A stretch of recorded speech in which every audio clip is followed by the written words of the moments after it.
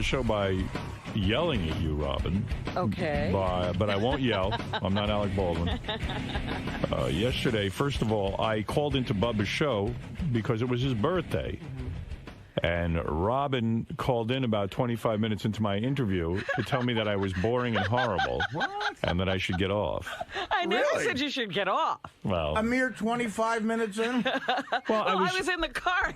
She said it was boring, and she was turning off. What? Bubba was asking me questions. We were talking about various topics, including whether Bubba's son should have piano lessons, because Bubba was worried whether or not it was faggy. And I said, it is so important to offer that to a kid, music lessons. And I talked to him about that. I talked to him about some career stuff. And there was never a joke cracked. He called in and said, happy birthday. I wasn't looking to crack a joke. And then went into how horrible broadcasting was in his early career and how he had no life. That's not what I said. Yes, you did. I said I had no life. I said I had a neurotic compulsion. In fact, I've dealt with this in therapy. I said, I think it's strange now that I look back on it. When I got my first job in Detroit, they put me in a hotel. Do it again. Well, you know what? People are interested in this. If you want to call in, Robin. Yeah, I want to know. I know you do. Believe me, Robin doesn't understand. She got a touch. Believe me, I heard Robin's interview. Well, that was interesting, and that's what I'm going to yell at you about in a minute. But I will yell about that in a second. What did you say? I will yell about that in a second. But I was merely talking about, and I thought it was rather interesting, that I have this history of locking myself in a box, literally. I mean, what I would do when I first got a job, especially in Detroit, it wouldn't occur to me to go out and have fun or have a dinner or anything. I would go to work and then return to the hotel, sit in the hotel, and wait for the next show to start. In Detroit? Yes. Oh, my God. I mean, I never went to somebody's house. I never went to, I'd invited to dinner.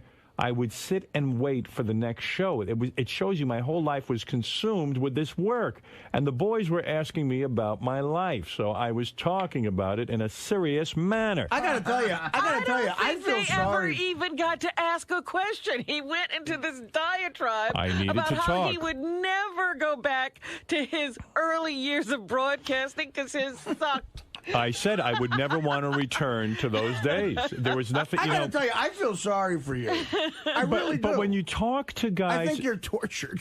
I am. When you talk to guys in the broadcasting business, for the most part, they're a lot healthier than I am, because you hear them and they go, back in 1980 when I was at 𝗦𝗵cie𝘄, oh man, we went out and we partied. There's a bar we'd always get fucked up at. Right, and they always had lives. And here's my story. When I was at WWWW in Detroit, I sat in a room waiting for the next show. And then he went into how he lived at a monastery. I did. It was bizarre. When was that? For the when I worked at WRNW. I find this interesting. Monastery. I lived in a. It is called the 𝗦𝗁𝗄 up in Westchester in Tarrytown, not Tarrytown, in I can't think of the name of the town. Portchester. Where were you? I was in. Like around the 𝗦𝗵cie𝘄 area. I can't think. Armonk. That was it. Yeah. And it was a 𝗦𝗁𝗄 with where monks lived, and were silent. And I lived there for a year. The price was right. It was $100 a month to live there. Yeah. This before you're married? Yes. Right. And I had no money. I was just starting out in broadcasting. I'm making $96 a week. How much can you afford to pay for rent? It was only you were allowed a cot. You couldn't talk, and weren't allowed to eat meat or fish or anything. You just were served vegetables. And you sat there. And I would come home. I would work all day and night at the radio station. And then I would sit in a room. It was like a jail cell. It was the size of a jail cell. And I would sit there and wait for the next show. And then Bubba got to ask one question, which was, well, when did you start to really make some money? And I explained to him, because Bubba's fantasy was I was making big money in certain markets, like, oh, when you went to Los Angeles. And I said, no, it's just the opposite, because I kind of made some, I think, bad deals. Because I took these stations and elevated them to #1. Yeah. But in order to prove that morning radio could succeed on a syndicated basis, I had to take shitty deals. Well, look at what, one station bill. It's New York, but $50 million from one station. Exactly. But it was almost like 𝗦𝗵𝘵𝗄 listening to him because of my struggle. Meanwhile, you listen to every word. Well, maybe. No, I said that. I said, I can't. Okay, they got to change subjects eventually. And I'll bet. And then what did they change the subject to? How's Artie? All right. And I said, I love Artie. I said, yeah, Artie's got his issues. And I reminded people that Bubba at one point weighed almost 500 pounds and pulled his life together, but pulled it together when he was ready. 488. That's right. rough. I couldn't imagine having another 200 pounds. But Artie, you don't understand what was going on. This is very interesting. Instead of that was not the conversation. No. The conversation was Artie has a hole he's trying to fill. No, I said Bubba, to Bubba, you must have had again, you're wrong. A hole. I said to Bubba, tell me something. If you're discussing Artie's eating, I said, whether it's eating or drugs, I said, Artie always has some addiction. I got a hole I'm trying to fill. It's on the chick from Philly. So I said to Bubba, do you, now that you've lost weight, do you have this addiction in some other area? I was curious. He said no. The guys explained that he's more addicted to hanging out with his kid. No, but there was a whole discussion about Bubba. I'm going to get to that. You don't let me talk. Yeah, I'm sure Bubba's. Then when I was on Bubba's show, I said, psychologically, the eating, whether it's drugs or gambling or eating or something. Right. I said, you're hungry, not hungry literally, you're hungry for something, whether it's love or who knows, someone to take care of you, you don't know. So I said, Bubba, what do you think you were really hungry for? And I'm talking to a hillbilly, and Bubba's like, I don't know what you're talking about. I go, well. He hasn't examined that. No, he wasn't into examining that. He tried, but it was, obviously not the right forum. So I said, Artie needs to get in touch with that. I said, but it's up to him to go to therapy, and I don't know if he'll be ready to do that. See, we're skipping through this rather jauntily. It sounds kind of interesting, doesn't it? No, you were droning on. Droning. About, my poor life. You were so jealous miserable. that you were you couldn't stay out of it. I had a horrible time. Okay. It was awful, and so why didn't you turn off? And struggled. I was like, he can't be serious. Why didn't you turn off the radio? No, you know what you did? You had to be a part of it and ruin it. Then from Artie's hole. So what? So turn it off. It wasn't interesting to you. There's enough channels on Sirius. I wanted to listen to this channel. Believe me, you loved it. And you had to insert yourself. After Artie's hole, they went to Tyler's music. And that was fascinating. He thinks giving a kid piano lessons is gay. And I said, you know something? I said, Bubba, wait a second. I said, Bubba, let me tell you something. I said, you think Billy Joel with his young wife and his jets and homes? And I said, right now, Beth is on a jet with Billy Joel and Katie going to Chicago to play in front of thousands of people, and he got tons of pussy. And then, of course, Ned said, yeah, and Elton John sucked a cock. So I said, that's a good point. So it was rather fascinating. Should this be... And Billy's got a few holes he's filling. And I even said, if you have the means and you don't offer your kids some kind of musical outlet, it's almost like child abuse. It's like, it's not teaching your kid how to swim. Like poor Robin doesn't know how to swim. That's a life-saving thing. Oh, you're a mess. I'm not going to sit here what I'm and gonna whine suggest, at this point about not getting swimming What lessons. I'm going to suggest to you is that it was hard for you to stay out of hearing me working with another human being. He was so analytical yesterday. I said he must have just come from therapy. I did because not. he was psychoanalyzing everything. No. In fact, my therapist wasn't around, so maybe that's why. But I thought I was very, very astute. Very interesting. Oh, just piercing. Anyway, so getting on with this. So Robin calls in, and then I hung up. She gets on and drops a bombshell on Bubba's show. Now, you sat here for every day and never said a word about this. And you get on Bubba's show and you give him great radio.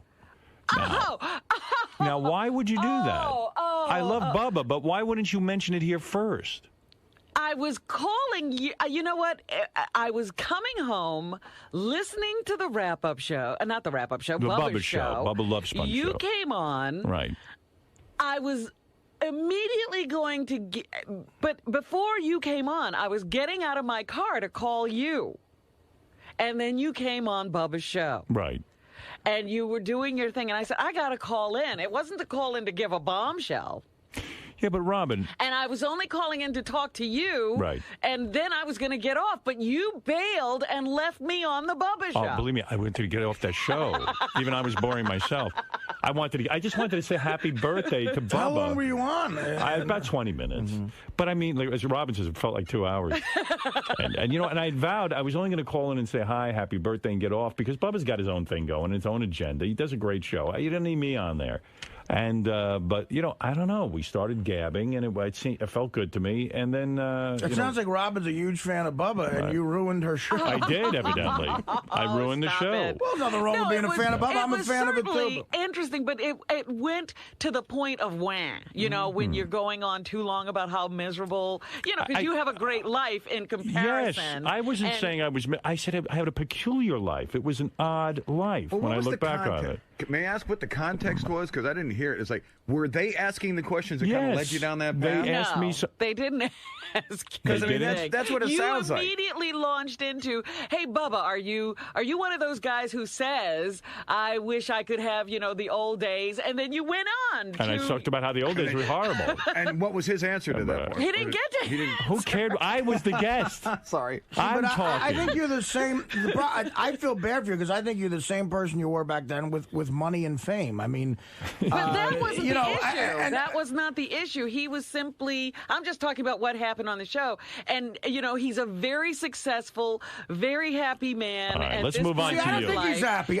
Excuse me. I'm very happy. I don't think he's kidding. All right, let's move on to you now. He's way happier than he was. I'm not happy this morning with you.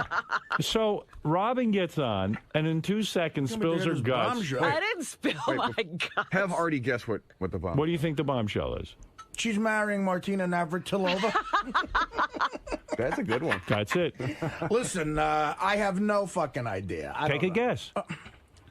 The bombshell. Well, is it something I could deduce logically through knowing Robin or hearing? Maybe, possibly, yeah. Sherlock Lang. Sherlock Lang. Come on, Sherlock Lang. Oh, God. You seem to be straight this morning. You had your subject text. Awake. You're Come awake. on, you should be able to do this. Yeah, I'll be awake for about another 10 minutes. You're all boring me. What is Robin's bombshell that she dropped on the Bubba the Love Sponge She's getting show? Married. Wrong. Okay, that's my guess. I don't know. You know. I know? Trying to deuce. Deduce. Who hasn't been around at the last couple of events? Oh, her and Mr. X broke up. Right. Okay. All right. Actually, I did wonder why he wasn't at Cafe Gray, but you never know. I mean, people do different things. And wow, how long? Okay, great. Okay, now I'm interested. Now, mind you, she now says that this has been going on a while, but she decides to spill her guts on the Bubba the Love Sponge show. Well, I have a bigger bombshell. Wait a minute. Oh, Mr. X is dating Dana. Oh, that would be good. Now, that's good. The two of you could jump out the window together. I got to tell you, much like Robin was with me and Dana, I'm very sad because I love Mr. X. Yeah, he's a very nice guy. I said to myself, I wonder if this will be the same as, losing Dana, because we all lost Dana. You're right, yeah. No, he's so much fun at events. I think he's a funny fucking guy. Yeah. Listen, we might have lost Dana, but we gained that hot blonde you were with. Yeah. I don't mind There's that. always something to come. She can be any hair color you want. Yeah. And by the way, I mean, with Robin, the reason I just get upset is because here she sat, and she can't say, I didn't want to break the news to you on the air. She broke it on the air. I don't want to bust your chops, but that is something you should that's kind of fucked up. If you're going to say it on the air at all. If I'm guilty on Bubba's show of being boring, that's one thing, but to come on and be so fucking interesting. Why not call Elvis Duran? I was trying to help us out. And how did it just come out? Don't help. Listen. Well, now I have a million questions, obviously. How long? Well, here's what happened on the Bubba show. Howard, like I said, I didn't mean to be a guest. I was just calling to break up the pity party and get some revelry going on. She couldn't stand to be out of a radio show that I was a part of. Racing isn't enough. Yeah. So then he bailed immediately. I was like, what is he doing? He was supposed to stay. I was supposed to go. Yeah, no, I was getting you gave me it was almost like I said, like tag team. Tag team. I said, thank God. Okay, that goodbye. That would have been funny if you did reveal it to Howard, but on the Bubba show. That would have been interesting. Left. You know what? He launched himself out of there and left me. Beth was in Chicago. She left me dinner with the turkey meatballs and she cooked a bunch of things for me. So how come you don't invite me over for the meatballs? I only had 7 of them. And I know you're going to eat all 7 of them. No, wait, so that leaves 2 for you. Yeah. So I was dreaming about, like, heating that up, and I had the green beans, and I put some rice in there. It was beautiful. That dream. So I was like, I got to go eat, man. And Robin called me and went, exactly okay, what goodbye. He said. Hey, I'm going to go have dinner. See you. Yeah, when you hung up from Bubba's show, did you listen to it? No. Or so when did you find out about this revelation? Tim called me. Oh, well, first, Robin calls me. Because she had the guilt. I didn't have the guilt. It was actually what I was planning to do. Please. Then she calls me, and she says, look, I want to tell you, I said something on Bubba's show. First she told me I was boring. Then I did not. I know. And then... she waited till here to tell you that. Right. So, getting back to this, Robin calls me after the Bubba show. About really? She calls me up, and believe me, I was watching The Sopranos, eating my turkey meatballs. Oh, you're kidding. I interrupted The Sopranos. You didn't hear me eating while I was talking to you? I did hear you eating, but I didn't know you were watching The Sopranos. And I heard it was Robin on the phone. Robin's the only person I didn't interrupt that for, because I was like, oh, shit. The food is piping hot. Meatballs and The Sopranos, the turkey thing's a bit of a minus, but... Okay, but I don't eat meatballs and The Sopranos is rough. That's a good... With a big sauce and a whole thing. That's a nice setup. And who's on the phone? Robin Quivers. And, because we got one of those screens. I know it. Yeah. So I go, I'm sitting and debating. I go, I want to hear what Robin's got to say, because she told me I'm fucking boring on Bubba's show. Man. I said, but... Your phone just said, okay, I'll try to find him. I'm 10 minutes into The Sopranos. He's eating meatballs watching The Sopranos. I mean, I was in fucking heaven, and I'd been, I was like practically jerking off to that all day. You should have that woman trained to go, would you like to leave a message? Fuck off. Meatballs, Sopranos, do the math. Or would you want me to find her? Yeah. And by the way, I thought Mr. X was out of the picture because you told everyone. I had heard that Mr. X's mom might be sick or something like that. I heard that. She is, it wasn't the biggest lie in the world. Well, wait a minute. When did you break up? Just give me that before you move on, real quick. We got a whole show to get to. When did you break up, real quick? And then you can move on with the line of I'm just curious. Well, it's been an in progress kind of a thing. The whole time one of the things I said to Howard was when you and Dana were going through it, I was just sort of sitting over here listening and saying, wow, I'm basically in the same spot, but I'm not saying anything. Oh, okay. Yeah. Wow. She basically said when you were on the air whining about Dana, Robin was kind of like, why doesn't he suck it up and be a man? And because she was sitting there whining. And I go, but he was emoting on the air. That's interesting. And you emoted on Bubba's show. Oh, here we go. Yeah, no one's more. Look, I give it up here. You got to give me that. Heroin day. I mean, I let it roll. It wasn't quite the same kind of thing. We weren't breaking up and making up. We were just going through a very extended, Well, what made it extended though? Like, did you have a lot of years and years of being together? You just don't abruptly. See, some people can do that. I agree with you. I don't know how you could just say, look, now I'm never seeing this person again, because that's what some people are capable of doing. I've done that. I know. Yeah, but it depends on the kind of breakup it is, too. Yeah. I mean, if it's, you just got to get rid of that person, that's one thing. It wasn't like that at all. Well, obviously, my next question is, was there one particular thing that did it? Why? I mean, but I don't know what... I mean, you go ahead. It's your show. Go. No, we're on the Artie Lang show now. No, obviously you say that. It's late night at Fox, and it's Artie Lang. I'm very curious about a bunch of things. You're friends of mine. Why don't you two hook up, Robin and Artie? I think that's a power couple right there. You two lovebirds. Both looking for romance. Come on. You're on the market. It just happened. Robin, are you on the market, or are you just still grieving over the relationship? I'm not necessarily on any market. My mind has gone to, well, what will I do now? But she's at Chippendales every night. I said, I'm no desperate housewife. I don't have to fall into someone's arms. I had heard some speculation that possibly Robin and Mr. X weren't together, but I said, look, Robin would tell me. Who are you hearing that from? People were saying, gee, Mr. X hasn't been around. Oh, okay. Various people around the station. Right. No, they're all yentas. So, that's for goddamn sure. They never talk to me, these yentas. Right. They talk to me. And then at one point, even somebody said to me, kind of casually but being serious, that they felt Robin's race car driving was a death wish because she's so broken up about Mr. X. Who said that? I'm never telling you. You. No. Somebody said that to you? Yes. Really? Yes. When did they say that? It was a serious conversation, and they said, would you be willing to talk to Robin? I said, look. Another intervention you have to do. Yeah, I said, look, my head's going to explode from all these psychos I work with. Artie on at 1. Yeah, I don't have time. Now you know why I'm on Bubba babbling. No, but I said, don't want to give you a hint, Robin, but here's how the conversation went. I think Robin has a text list. No, this was very serious, and someone who was really concerned about Robin. I can't imagine who this is. You never will guess. But a very nice person did this. A very nice person? Yes. And said to me, look. Donald Trump. I said, look, Robin hasn't said anything to me about Mr. X. I said, what? Do you know anything? Is anything going on? So, you know, it was very vague. Mm-hmm. So I was been planning, how am I going to say to Robin, what's going on here with this race car driving? So here, when she called up and made the revelation on Bubba's show.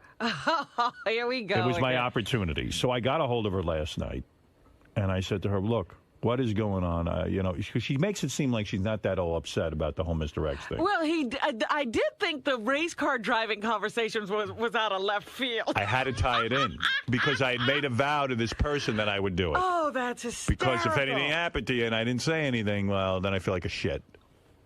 I wouldn't forgive myself. But was there one particular thing that did it? Was somebody cheating? Was no. It was just like, look, it's time to stop. We've just gone in different directions. You know, we don't have the same kind of goals in life anymore. Right. And so we were just apart. You So know, it means we were they just can't going stand in each different other. directions. When you say you had different goals, what goal do you have, and what goal did he have? Well, the way we live our lives is completely different. I'm very active and outgoing, and he's, you know, quiet and introverted, and it just wasn't working. It's like every broad in a guy. Yeah. I'll go out with him.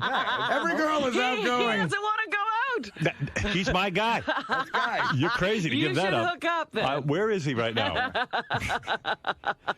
Be like, hello, Howard. You know the greatest part? Here's when a guy's at his most dishonest trying to get in a broad's pants.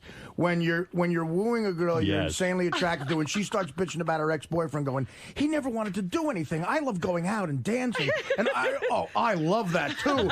That guy sounds like such a bore, you know. Yeah, Beth's wondering how come I spend 8 hours a day playing chess. Yeah. You know, it's right like, now. You know what? I was doing We're like a young Denny Terrio when we're dating you. I was doing a story about some couple that just got together and they unveiled their relationship at the theater when they went to see some show. And I remember thinking to myself, yeah, isn't that, remember when? Right. He would take you anywhere. Yeah. Usually when people break up, they have the same goal, fucking someone new. Romance fades. It's sad. It does fade. What are you going to do? It's so anyway, Robin calls me, so I kind of crowbarred in a very awkward way. It was weird. The psychological racing with the breakup, and maybe, you're very upset. Now, and I'm telling him, and he goes, well, do you think your racing has anything to do? I'm like, what? Well, I had heard you were very, very upset about the breakup. Who did you hear that from? I can't say. Again, I haven't talked to anybody, Howard. All right. Who are you talking to? Talking to people. Yentas. No one knew for sure. They were speculating, and I went. So now I'm Robin would tell me. Robin would tell me. Of course, she told Bubba. But she told Bubba. Well, I mean, that's like if I announced my divorce. No, on 𝗦𝗵cie. Here's what happened. Again, you abandoned ship. Don't make excuses. I'm telling you, Artie, it was like getting off. He was jumping on that lifeboat off the Titanic. Don't tie in if I was a boring guest with your... So you told Bubba because you panicked. With your panic. She's driving in a race car, and yet... It's my fault she told Bubba because I was so bad of a guest. I didn't mean to be on the show. What I meant to do... Who asked you to call in? She didn't mean to be on the show. You accidentally ended up on the show. You called in. What I meant to do was talk to Howard. He happened to be on Bubba's show. I got right off. She goes, you're boring. I go, okay, goodbye. I won't bore anyone anymore. I'm out. Ooh, now that I'm here. So then Bubba turns to me and we start talking, and all of a sudden he starts a conversation about me and Mr. X in bed. Right. And I was like, you know what? I am tired of lying. About Mr. X. Yeah, and it would have been great if you said that on the air. It would have shocked us all. What? It would have shocked us. I was planning to, but you, again, me bailed out of the situation. No, you didn't do it on our show. No, I didn't want to do it on Bubba's show. I was going to talk to you, and then we would have done this. But it's my fault. I just called in to give you a little boost, and you left. So it's that's crazy talk. King of all blacks, you're on the air. Robin. Yeah, king of all blacks, king of all blacks, king of all blacks. I knew this for the longest time, and I just kept it inside. Oh, so you're the one who told Howard Yes. that I was racing. I talked to him. How'd you know, genius? I don't think it had anything to do with racing.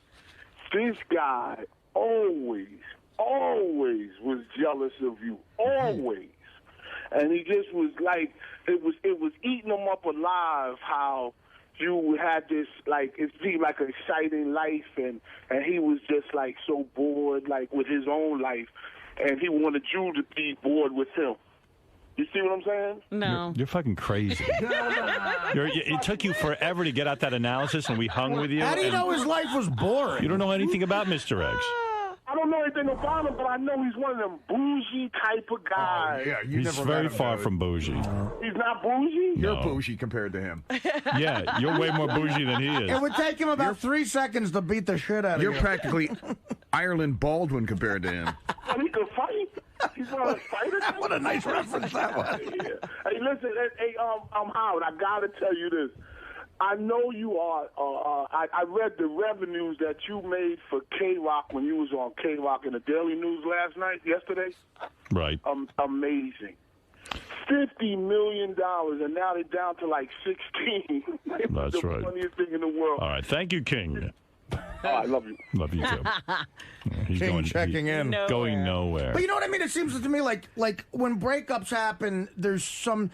Like, my thing was fucking 3 months on the air of, like, okay... No, this was we broke up. going Why? on. In the beginning, it was nothing. Then the heroin came up, and then... I learned from Robin that this went on for a while. It's just some juiciness we're not hearing, or is it just, it's like a non... Like, It was kind of like, well, you know, she wanted to do stuff, he didn't, and, you know, and they were just realizing they were two different people, but they still care for each other, concern for each other. But so you haven't been intimate in a long time, Robin. No. When's the last time you were intimate? I can hardly remember. Oh. Wow. Vibrator City. Yeah. Wow. Sorry. Right. what are you going to do? It's a very familiar sound to me. Over a year? No, not a year. Yeah. Wow. Yeah. Over a year? Yeah. Oy vey. Because I was sort of just, absenting myself from the situation. Well, this is good now. Now that you're on the market, we can get the word out. Yeah, there you go. Oh, yeah, dropping loads. Guys are different, man. I had a thought. I think you're going to move. Well, I've been thinking about that for a couple of years, too. I think you put yourself out there where you live now because he's there. Mm-hmm. And I never, I don't like that one bit. I really didn't. I was like, oh, my God. Like, Robin had this great apartment It in the was an city. odd choice where she lived. I didn't realize that, though. I mean, that's nice, though. You're into a person. That's nice to do. Are you going to do a chocolate singles ad? No, there's no chocolate singles anymore. Oh, there isn't? They folded after you stopped writing your ads? I stopped making ads. Wow. Why don't we all do our own ethnic, a J date for, you do a joke, I'll do a Dago date. Dago date? That's what they call it. DagoDating.com? So you mean when we had that party at your house, there was no intimacy going on? Not really. Gee, I mean, did thought you there see was. us in the same place at any time? Well, sometimes when you have a party, everyone's socializing, and they try to make people comfortable. Yes, I did, as a matter of fact. We all walked through the house together. Right, we did, yeah. Yeah. That was the only time, though. I think I saw him that evening. Men are different. Me and Dana, had sex in Turks and Caicos New Year's Eve. And then it really went sour right after that. And a couple of weeks into Sirius is when I told you guys about the problems. And then we were 4 months, nothing had happened. And sexually. Yeah. And then we got back together. And I mean, guys, I was just so horny when I saw her. And it was really like I somehow got her into bed, even though it was clearly still over. I felt like getting laid. And then after that, it was like, God, fuck. It wasn't until last November when I met that that's girl. a huge mistake, going back sexually when you know it's over. Yeah, because then that just prolongs. We did well. That exactly, because then in a woman's mind, it's an emotional. Was it attachment. awkward, Robin, at your party, the house party, when you had everyone to your home, to have to fake it that you guys were together? Like, was there a discussion? Well, we weren't. We hadn't really figured it all out. That wasn't. Yeah. That wasn't. We didn't necessarily know that was going on at the time. Mm-hmm. We knew we had problems, but it wasn't like we were saying, "Oh, it's over," but we're going to stay together for this party or anything like that. You're talking about your house down the shore party? God, that's funny because that's when I really was bitching to you guys at the table about my situation, and you were going through. I remember really because I wasn't. You were downright suicidal. I didn't take Dana to that party, and it was odd, and I was like, I remember particularly cornering Howard and Beth.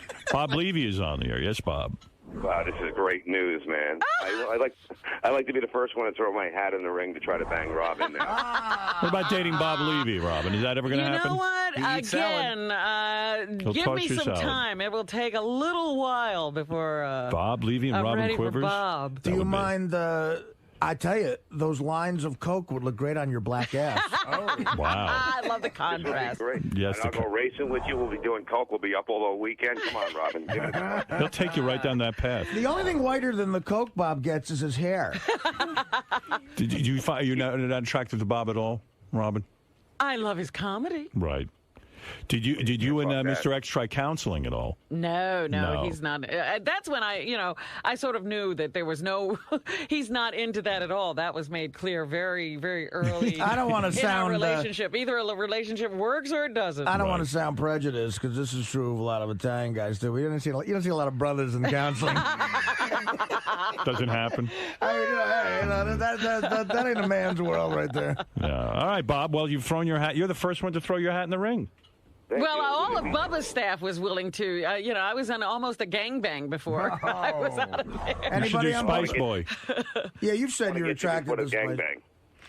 Now, you don't suspect that Mr. X is with another woman at this point, do you? It really wouldn't bother me if he was. Oh, come on. It wouldn't. I don't. I'll be honest, a little I'm bit. being honest, Artie. You don't know how long this has been going on. I mean, I really think we could just be friends at this point, and I wouldn't mind hearing... Would you set him up on a date? Sure. You would? Yeah. You got anybody you want to torture? Wow. Whoa. Yeah. That's a joke. A joke. No, this is, I'll tell you what. This is, okay, here's a great question. Is this supposed to be funny here? You're a scream. Here's a great question, though. That night when me and Dana and Howard and Beth went out with you guys to Per Se. Yeah. And I thought Mr. X was being a riot that night.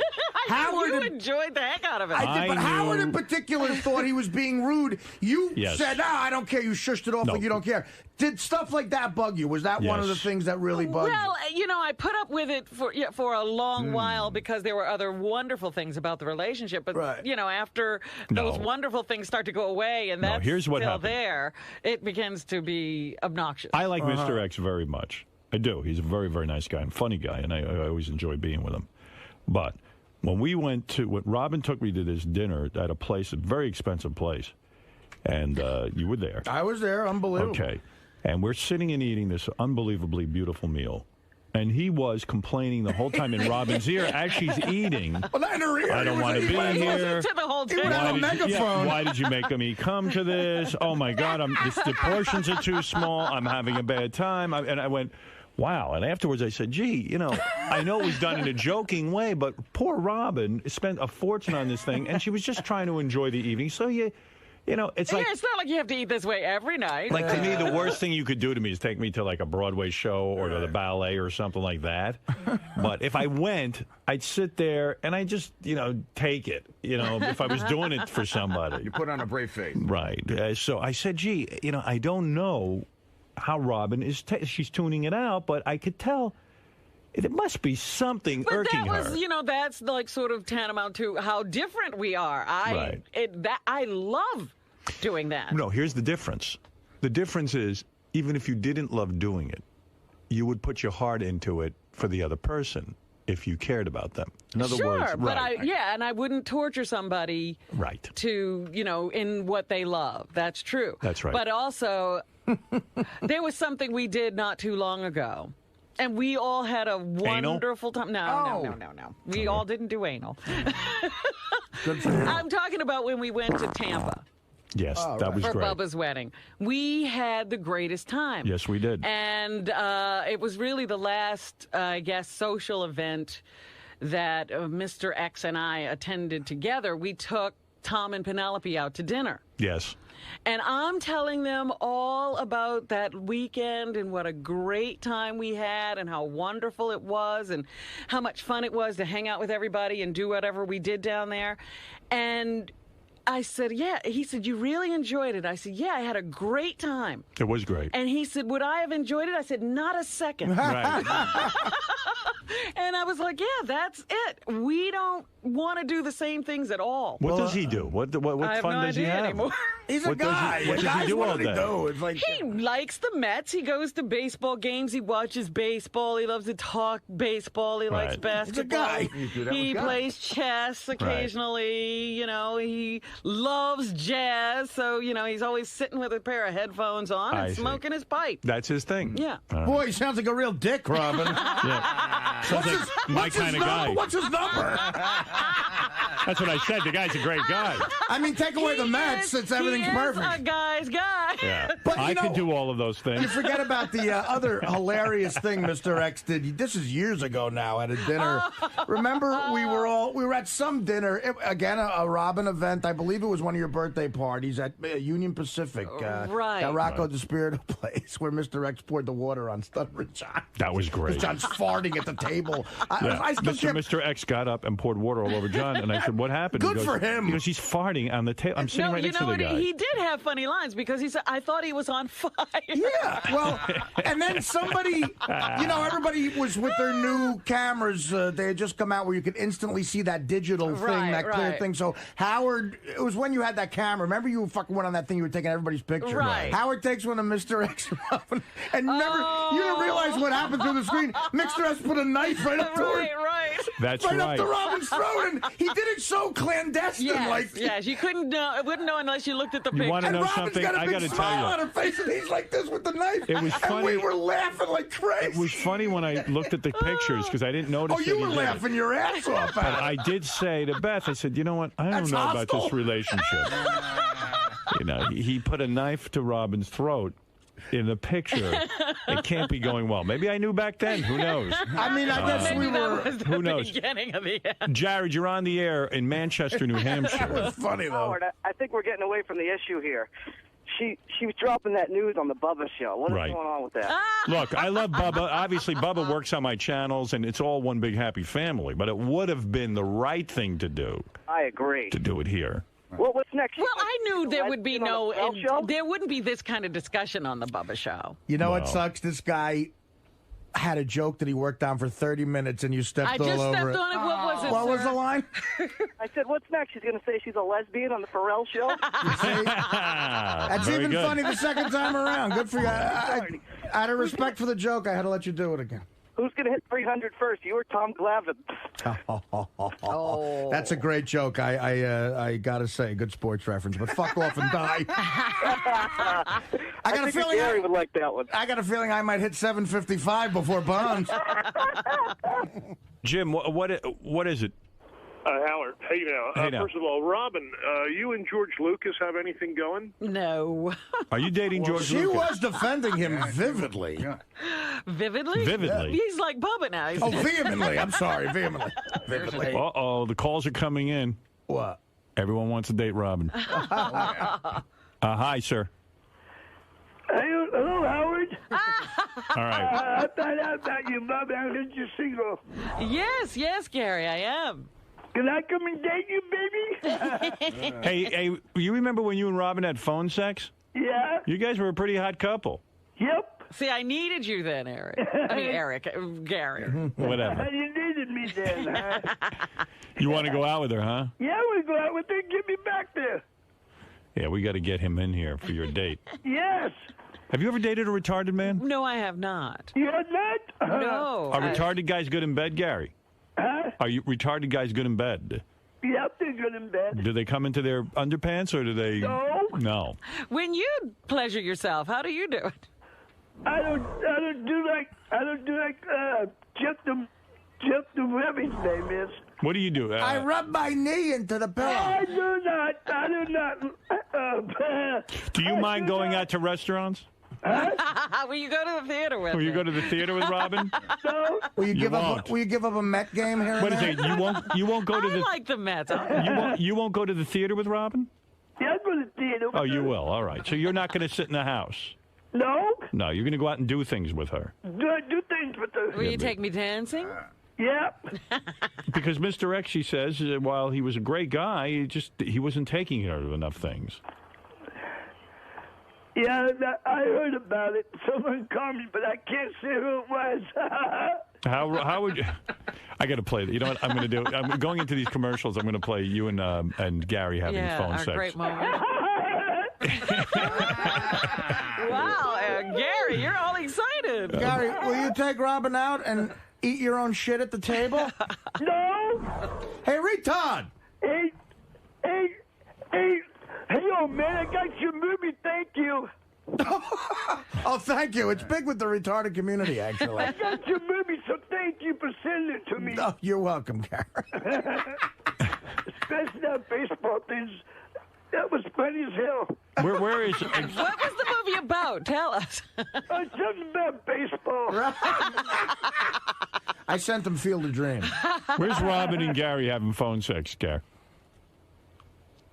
Fafa. What? Fafa. Bubba. Fafa fooey. Hold on, we're getting it. Hold on. Yes. Fafa. Fafa. Bubba. Baba Fafa.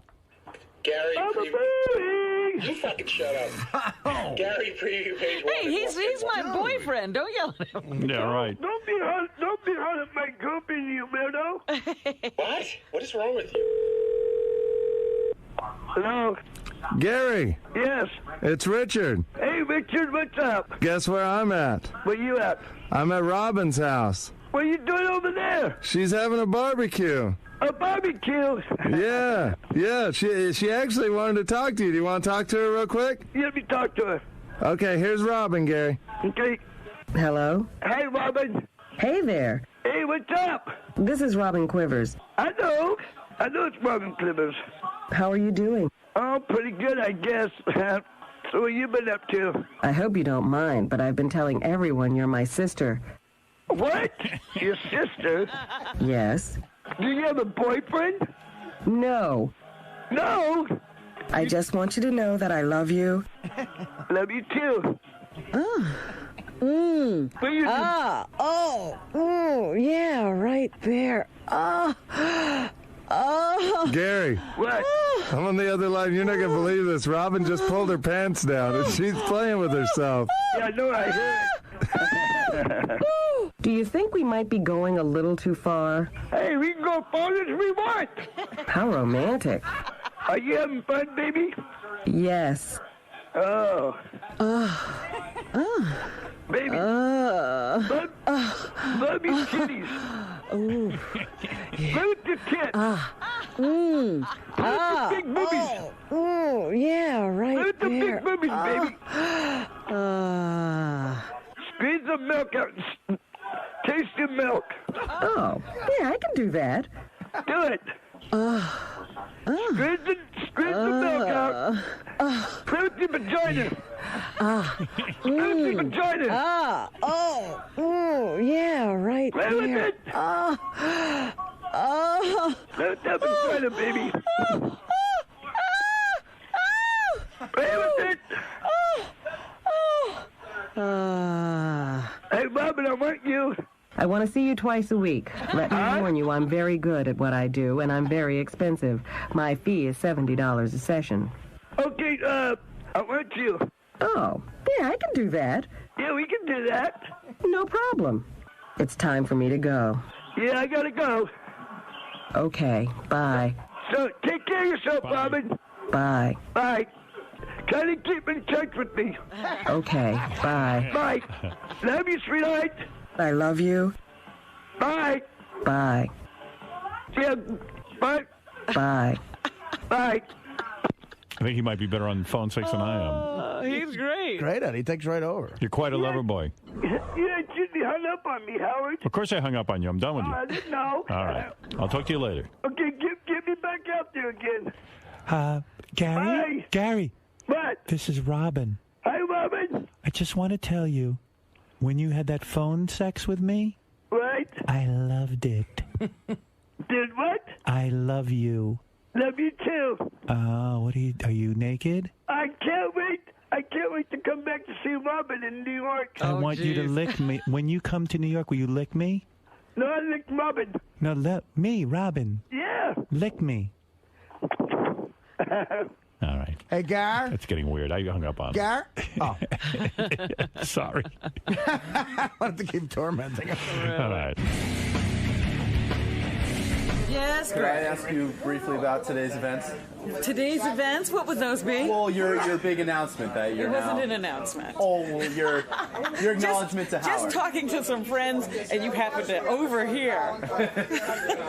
Why did you hold out for so long to tell Howard? Because I felt it was, a rather private thing. It wasn't like a big cataclysmic breakup. We didn't have an on-again, off-again thing like, Artie was going through. Because I think that's what went on with Artie. They'd break up. They were having lots of fights. There was a lot of stuff going on to report on. Ours was just dying very quietly. And, for a while, you're not even sure. You're not sure what you're going to do, but you're not sure that you're going to break up. You're just sort of going through it. It wasn't really explosive at all. So because it's so gradual, you just kind of pick the right moment to sort of bring it up. It's not like hey, we had a big fight last night and it's all over. Right. No, there was nothing like that. Now, what about some of your solicitations from some of the single members of the, fans of the show? Like Well, Gary I'm the definitely Retard? going to call Gary the Retard. Definitely. He'll be getting a call from me. I think he should have the first shot. What does it take to woo Robin Quivers? Lots of money. Doesn't this look good?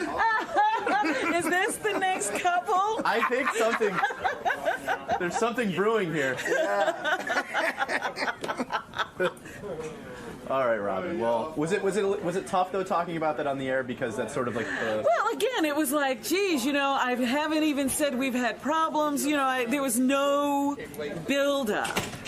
So it became like, sometimes situations would come up on the air where people were talking about, and I was like, I can't even join these conversations because I really haven't said anything, and, it became like, God, I feel like I'm lying to everybody. And so I finally said, you know what, I got to stop this. I need my life back in order. I need to be able to tell the truth. So I said, it's time for me to just reveal that. So now it's a weight has been lifted off a little bit. Yeah, absolutely. All right, well, good luck with Gary and the possibility. Are you free? No. Yes, I definitely am. I most certainly am. Come on, let's go make out in the back room now. Boy. Hands off my... Angie's wanted me for a long time. Hands off my lady. Let's go. Let's go make out. I tell you, the whole Bubba crew was fighting over me last night. Really? This crew. You're a hot commodity all of a sudden. Look at you. I got a lot of email about Alec Baldwin and playing the tape and everything, and I told you I was kind of... I was kind of mixed on whether to play it. You were on the fence. I really was, and a lot of people disagreed with me that Alec Baldwin is wrong in this, but I said they're both wrong, and the kid is the victim, and I like Alec a lot, but I gotta, listen, when I hear a tape like that. Hey, I want to tell you something, okay? And I want to leave a message for you right now, because again, it's 10:30 here in New York on a Wednesday, and once again, I've made an ass of myself trying to get to a phone to call you at a specific time. When the time comes for me to make the phone call, I stop whatever I'm doing, and I go and I make that phone call at 11 o'clock in the morning in New York, and if you don't pick up the phone, at 10 o'clock at night, and you don't even have that goddamn phone turned on. I want you to know something, okay? I'm tired of playing this game with you. I'm leaving this message with you to tell you, you have insulted me for the last time. You have insulted me. You don't have the brains or the decency as a human being. I don't give a damn that you're 12 years old or 11 years old or that you're a child. whether your mother is a thoughtless pain in the ass who doesn't care about what you do as far as I'm concerned. You have humiliated me for the last time with this phone. And when I come out there next week, I'm going to fly out there for the day just to straighten you out on this issue. I'm going to let you know just how disappointed in you I am and how angry I am with you that you've done this to me again. You've made me feel like shit, and you've made me feel like a fool over and over and over again. And this crap you pull on me with this goddamn phone situation that you would never dream of doing to your mother, and you do it to me constantly and over again. I am going to get on a plane, and I'm going to come out there for the day, and I'm going to straighten your ass out when I see you. Do you understand me? I'm going to really make sure you get it.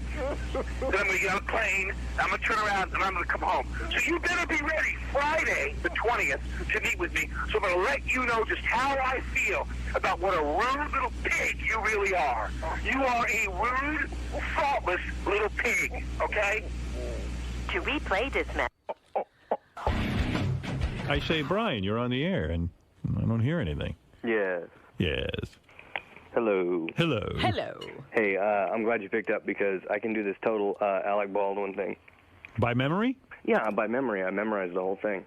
Hey, Artie, if I gave you the entire Alec Baldwin... Artie's got this incredible memory. That's what makes him like such a good actor, too, because he can just memorize lines. If I gave you the whole Alec Baldwin speech, how long would it take for you to... I don't know. I have no idea. You could probably do it in a minute, right? I don't know if that fast I could probably memorize it. Sure. I don't know. I'm better than Artie. Can you take like a commercial break and know it? Possibly. And like Artie does with The Godfather, I can do it. But, I mean, I'm pitch perfect. I sound exactly like it. Here's Alec Baldwin. Well, you could also do a good impression of it, too, you're saying. Yeah, let's hear it. Yeah, absolutely. No, let's hear it. Go ahead. Spot on. Okay. Dry oatmeal. Hold on. Okay. You got that memorized. Hey, I want to tell you something, okay? And I want to leave a message. Wow, you're good. Get off my phone.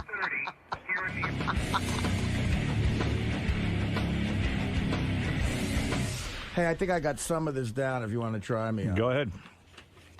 All right, I got to. You want to do it with a megaphone or? It's up like through a phone? Well, I'm not, you know, it's funny. That effect? Let me explain my process when I work. I try to memorize it first and then get like a character voice down and try to like say it as a... Ladies and gentlemen, here's Artie Lang doing his interpretation of the Alec Baldwin phone call. So there are several steps to the process. Yeah, and let me remind you that he is not using a sheet of paper in front of him. This is, It takes several steps to get dirty work in The Bachelor. I see. All right. The amazing part is that he memorizes within minutes. Go ahead. I want you to know something, okay? And I want to leave this message for you right now. Because, again, it's 10:30 in the morning here in New York on a Wednesday. And once again, I have made an ass out of myself trying to get to a phone to call you at a specific time. When the time comes to make that phone call, I stop whatever I'm doing to make the call, and at 11 o'clock in the morning here in New York, you're not there to pick up the phone. At 10 o'clock in the evening, and I call, and you don't even have the goddamn phone turned on! I want to tell you something, okay? I am done playing this game with you. All right? I'm leaving this message to tell you that you have insulted me for the last time. You've insulted me. You don't have the brains or the decency as a human being, and I don't care if you're 12 years old or 11 or a child or whatever, and I don't care that your mother is a thoughtless pain in the ass and clearly doesn't care what you do as far as I'm concerned. I'm telling you, you have humiliated me for the last time. And next week, I am going to fly out there, and I'm going to straighten you out on this issue. I am going to fly out there, and I am going to tell you just how disappointed in you I am. I'm going to tell you how angry I am with you for doing this to me once again. You have made a fool out of me, and you have pulled this stuff over and over me, stuff you would never dream of pulling with your mother. You do with me constantly. Okay? And I'm going to fly out there next week, and I am going to straighten your ass out. And I'm going to make sure that you really get it. I'm going to make sure that you know what a rude, thoughtless little pig you really are. Do you understand? You're a rude, thoughtless pig. So be ready on Friday the 20th, because I'm coming out there. I'm going to tell you this, then I'm going to turn around. I'm going to fly right back home. You are a rude, thoughtless pig. All right, I got to say something. Oh, that was great. Now, first of all, there's nothing like watching you work with a picture of Elliot Offen over your head. That was pretty much. I surprised myself there. Let that me was tell you pretty something. much... That was incredibly good. I'd pay to see that on Broadway. You know what? I'm looking at that and I'm saying that's every bit the kind of rant you would just die to see in a movie. Now, here's why you're a genius. Right you see, here's why you're a genius. What? You're a genius. I'm telling you. The fact, forget the memorization there. Right. Now, you did it in your own voice, but yet you became Alec Baldwin. What process did you go through to get to that? I would just... Gary points this out a lot, and it's very perceptive of him. Like Fred is a brilliant guy at doing impersonations. A mimic. I am not... I'm not good at impressions. I'm good at mimicking. Like, I'm good at getting a cadence down or picking out one little thing that might be funny about someone and just doing it repeatedly. Yeah. And, you know, I just try to, even at Mad TV, like, I would get away with it because the impression, if it wasn't dead on, it would at least be funny. Now, explain something to me. How many times did you read that over in order to memorize it? I glanced at it about 3 or 4 times during... Do you read it all the way through? The first thing I do is read the whole thing all the way through. The other thing I do is I take it by paragraph and I write down with a pen the first line of each paragraph, because that's like a bullet point. Right. You know, and it kicks off as long. The hardest part, believe it or not, is remembering the first line of a paragraph or a monologue, because after I get that the last word in that sentence to me can kick off the whole rest of the thing. And, you know, it's Jesus. like, again, that what I just also did, the reason I get a lot of acting work in Hollywood is not, producers care less about acting talent and more if you can do what I just did. Yes. Because you don't waste any time, and I'm like, look, I may not be Brando, but I guarantee you will never be late on the day. I'll get my take in 2 takes, you can get to the stars close up, and we're out of here, you know. You know what? I'm also thinking that should become somebody's set piece. You know, like when they go to auditions and they just want them to do something, they should do that.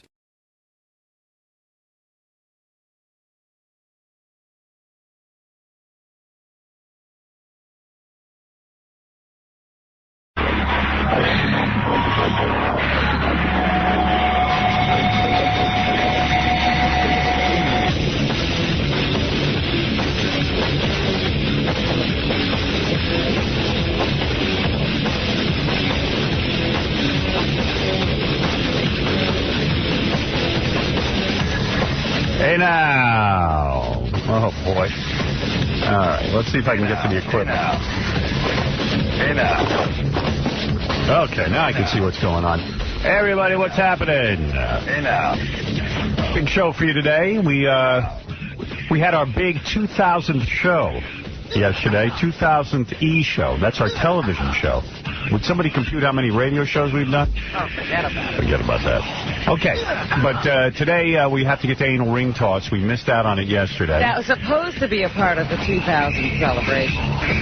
John Bon Jovi stopping by to congratulate us on our 2001st show. Finally, the stars are arriving. Yeah, they're arriving a day late. Now, big stars coming in today. Valerie, who slept with Gilbert Gottfried and Stuttering John. Oh, everybody wants to talk to her. In fact, I think she should be a part of your ABC special. Yeah. There's a lot of shrinks who'd like to talk to her. Yeah, that ABC special's tough because, you know, like they present people for me to interview for my first special, and I always go, well, they're not that interesting. Really? You know? Yeah, because, you know, a special... You don't want to give us the names, do you? Nah. They don't want to. They don't need to know they're not that special. Yeah, and they're big stars, the biggest stars in the world, but yeah, that's what I'm saying. They don't need to know that. Yeah, I mean, but they're not that interesting. You know, I mean, it's like, yeah, they're big stars, but you know they're going to be a crap interview. I mean, you know, we've had some of the biggest stars here. They've been crap interviews. Warren Beatty among them. Oh, Warren Beatty's the worst. Stiff. Stiff as a board. Tom Cruise would not be interested. No. He would just laugh. See, Tom Cruise, I think I could do something with, but I'll tell you. I've seen him. He does this. He gets that look on his face, and he doesn't answer. And he hardly moves his lips. I'd smack the look off that face. You know I would. I wouldn't put up with that. You'd have to drag you'd be fighting. We'd see a wrestling match. Yeah, we'd go into a wrestling match. Speaking of wrestling matches, Real Sports, that show on I don't know what channel. HBO, yeah. Sports, yeah. They did a piece on a wrestler who had no legs and no arms, and the guy's awesome. How could he win? No legs, no arms. They're saying it's unfair. He's advantaged because there's nothing to grab onto. Can you imagine? He like take somebody down. I mean, what is? Yeah, they got videotape of it. He's awesome. Amazing. Not only that, he has better handwriting than you and me put together. I mean, the guy has like stumps that he can write with and type with, and he is awesome. This kid. Type. Yeah, he's awesome. He types 50 words a minute. He can type faster than you.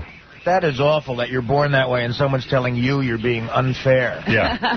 Can you imagine the guy's had no arms or legs and he said, well, it's really unfair. Yeah, well, I'm being unfair. The kid played football, too, for a while, and they used to say... come on. Now you're pulling my leg. No, you should really see the piece. It's awesome. And the thing was, he was a linesman, so... They said he was like a cockroach, because all of a sudden, like, some guy would be at your feet, and he wouldn't even notice him, and he'd take you down. on your ankle. I mean, the poor guy is so disadvantaged, and yet he has this incredible spirit. If I raced the kid, I bet he'd beat me. Now, see, there's a special person. Yeah. You know what? Good for him. Oh. I was happy for the guy. But that's what I'm saying. He would be interesting to talk to. How did he get so well-adjusted? If it was me, I wouldn't be. I'm not well-adjusted, and I got both legs. Oh, look at you whine like you're a Biafran. Yeah, I do. About anything. His cab doesn't show up on time. Yeah, everything's an inconvenience. Everything's not just an inconvenience. It's a tragedy when it happens to you. Yeah, it's true. I can't deny it. But we look at him and say he's got incredible spirit. It's sort of how, like, Brad Pitt looks at someone like me. He goes, look at this guy. Look at that guy. And he's still walking around. And that's what it was like. I said, you know what? I'm looking at this guy. He's got no arms and legs. I'm going, what an incredible spirit. What a lucky guy. Meanwhile, Brad Pitt looks at me and goes, man, look at that face. Imagine going through life like that. Look at that gangly body and the hunched appearance. God, I don't know how you do it. I don't understand how you get through life. Oh, you're my inspiration. You know, you have such a positive spirit for someone with so many disadvantages. I'm inspired. I don't think Brad Pitt thinks anything through that closely. Well, the only good thing about that is Brad Pitt will one day be old and he'll know. Exactly. Those things don't last forever. We can only hope he gets old. I'd love to see him. Yeah, like in 30 years, he's going to be miserable. Yeah. As opposed to me, who's been miserable his whole life. Is it worse to have once had that and lose it, or never to have had it at all? No. I wouldn't know. I think I'd like to have had it, Robert. And lost it. Yeah. I think so, yeah. That's Robert Redford. Life was easy for him, Man, that guy, yeah. When you look like that, you get offered a lot of acting parts. I told you about one of the most amazing stories I ever heard was the Paul Newman story, where he went to a agent's office with a friend who was looking for an agent. He's sitting in the waiting room. The friend comes out with no agent. Paul's not even in the waiting room anymore. He signed up. Because he's Paul Newman. He looks good like looking. It's all about good looks. I remember up until the age of 2, I had that going for me. I know what it's like to lose that. You were cute. I was a cute kid. You remember? Yeah. Oh, yeah. The world was my oyster, and then things went horribly wrong. I was kind of a cute kid, too. Yeah. The other thing with Paul Newman was he went to audition for he just went to read with a girl who was auditioning for some acting school. She didn't get in. He got in. I mean, it was just amazing, that story. Bastard. I was going to go to the phones. Should see what's going on these computers. John gets in the middle of me trying to... I'm sorry. In the middle of me trying to look at who's on the phones, pop-up menus come up. I don't know what goes on. But it's got to be fixed. How many days are you going to say that that's bothering you before he stops doing it?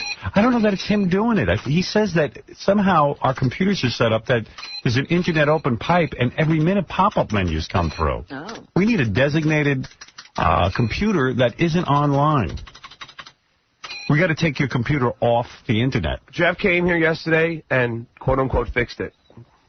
So now you have to be off the network. No, he knows that, and I'm off the network. But apparently... There's no way you're off the Internet. I know, but I am. You have your connection to the Internet closed. Yeah. And where were those pop-ups coming from? Howard, I have no idea. It's worse than it was before. I'm in the middle of taking calls, and I'm trying to see the computer, and I can't see it. It's about 10 screens coming up. I know, I saw. I don't know. You can't fix it? He came here and fixed it. Allegedly. Allegedly. Well, it's not a courtroom. It's okay. Yeah, there's no trial going on.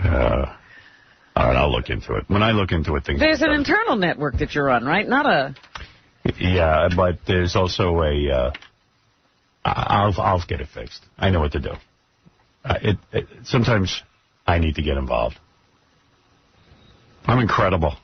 My Debbie. Oh, my Howard. My me. When I put my attention on something, I can solve it. I love you. Because I obsess. No, you just get it done. You don't let it go until it's done. You make sure it's done. That thinks I'm insane now. Because I'm so into organizing and my book. She's not the only one. Yeah. I just hear a little bit of it. She sees you. I hear a little bit of what you do, and I'm like, he has lost his mind She again. goes, I'm really worried about you. I go, why? She goes, you're organizing your book every minute now. I don't hardly even see you. I said, I have to get it right. I'm not a person who is easily organized. It takes me time to figure stuff out. Why are you not easily organized? It's one of those things I'm not good at. I'm good at almost everything. So you have to study it like it's chemistry or something. I want to understand it. I want to understand the organized mind, and I'm trying desperately to learn it. All right. Have you seen any positive results yet? Yes, I have. Like, for example, 𝗵𝗵 said to me he's going down to some vacation spot, and I got a buddy who works there. 𝗵𝗵. And he was, I said to him, hey, 𝗵𝗵, I'm going to call my friend and make sure, maybe he could take care of you. And I wrote it in my book. I went home, and I took care of it. Now, normally I would have forgotten, and 𝗵𝗵 would think I was a skunk. 𝗵𝗵. I took care of it. That helps 𝗵𝗵. I don't see how it changes your life. Hey, if you stay tuned, you're going to also, with my kids, I know where they are all the time. I have schedules. But that's big. What are you trying to understand? It's just writing things down. It's got to be written down in the proper place. Like, for example, someone asked me, do you want to go away in March on some weekend? Uh-huh. I opened up my monthly view. There's a different view? I have 3 views. I have a whole year on a page. How big is this book? Want to see my book? I'm not going to show it to you. Carry it around. Is this the Frank Covey? Franklin Covey, yes, but I'm not showing it to you. You know what? Because you're a wise ass. I'd love to see it. 2 weeks later, you'll be doing it. Let me see this book. If I showed you my book, you would be envious. Let me see it. No. Come on. No. Come on. No way. I'm not showing it to you. You want to show it to me. I do. It would be funny if you forgot to bring it. Right, that would be great. So you have something that's like a year at a glance. Like you just. All right, I'm going to open up I'm going to show you my latest project. All right. If I hear one bit of laughter from Robin, I'm closing the book. All right, let me get it all out now. You done? I think she's going to laugh. All right, this is my new book. Right here. All right. The Howard Stern Bible. Now, that's just an insert inside that book, right? You bought the cover. That's right. Okay. I bought the cover. I like this cover because... It's a beautiful cover. In here, I can keep the way to get into the building and stuff like that. All right? Now. All right. Now. Gorgeous cover. And it's got his pen. Yeah, this is my pen that I use. And it's a 6-ring binder. Oh, I think I'm done. Come on. I think I'm done. All right, now what you have... that little flap? Let me show you. Now, this first thing you see here is information that people always ask me, like, what's my fax number and stuff. See, then I can go right to this. Right to it. Okay, now you're going to be impressed. All right. You know how when people say, well, when are your vacations and stuff like that? Like when I meet with my psychiatrist, I can pull this out and go, you see everywhere in yellow? Yes. Those are my vacation days. Okay. That's my yearly view. All right. I see you wanting to laugh, but... I'm trying to keep you going. Stop it. Then what you'll see is, for example, now January is past. So we get rid of that. Yeah, well, I have it in a binder, but I only carry 3 months at a time, and here is my monthly view of what's going on. All right. That's a month right there. That's a month. Now, here's February, where we're currently in, Here's the monthly view. Yeah. Okay? These are my vacation days and some important appointments. Okay. It looks pretty open. And then, not much going on in February. Well, then, here's my day-to-day, what I have to do. Here's my schedule for the day. Now, what's that red thing? That tells you where you are? This tells me the day. It's my divider. You have to change that every day? You just rip it out and move it over. Oh, it comes out without right opening the, That's right. the rings. Okay. Then here, for example, are things I have to remember. Like today, big news. You see, I would have forgotten. Thank God for my book.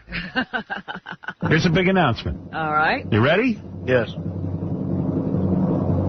I will be calling Mark Grandy later. Thank God for that organizer. No. All right, here's my big announcement, okay? Here we go. Give me the timpani. Here we go. I read the wrong thing. In Sacramento, California. Yes. There is a new radio station on the dial. Let's say a renamed radio station. The call letters, Robin? K. Howard. That's right. Named after yours truly, Howard Stern. K-H-O-W? K-H-W-D, K. Howard, they're calling it.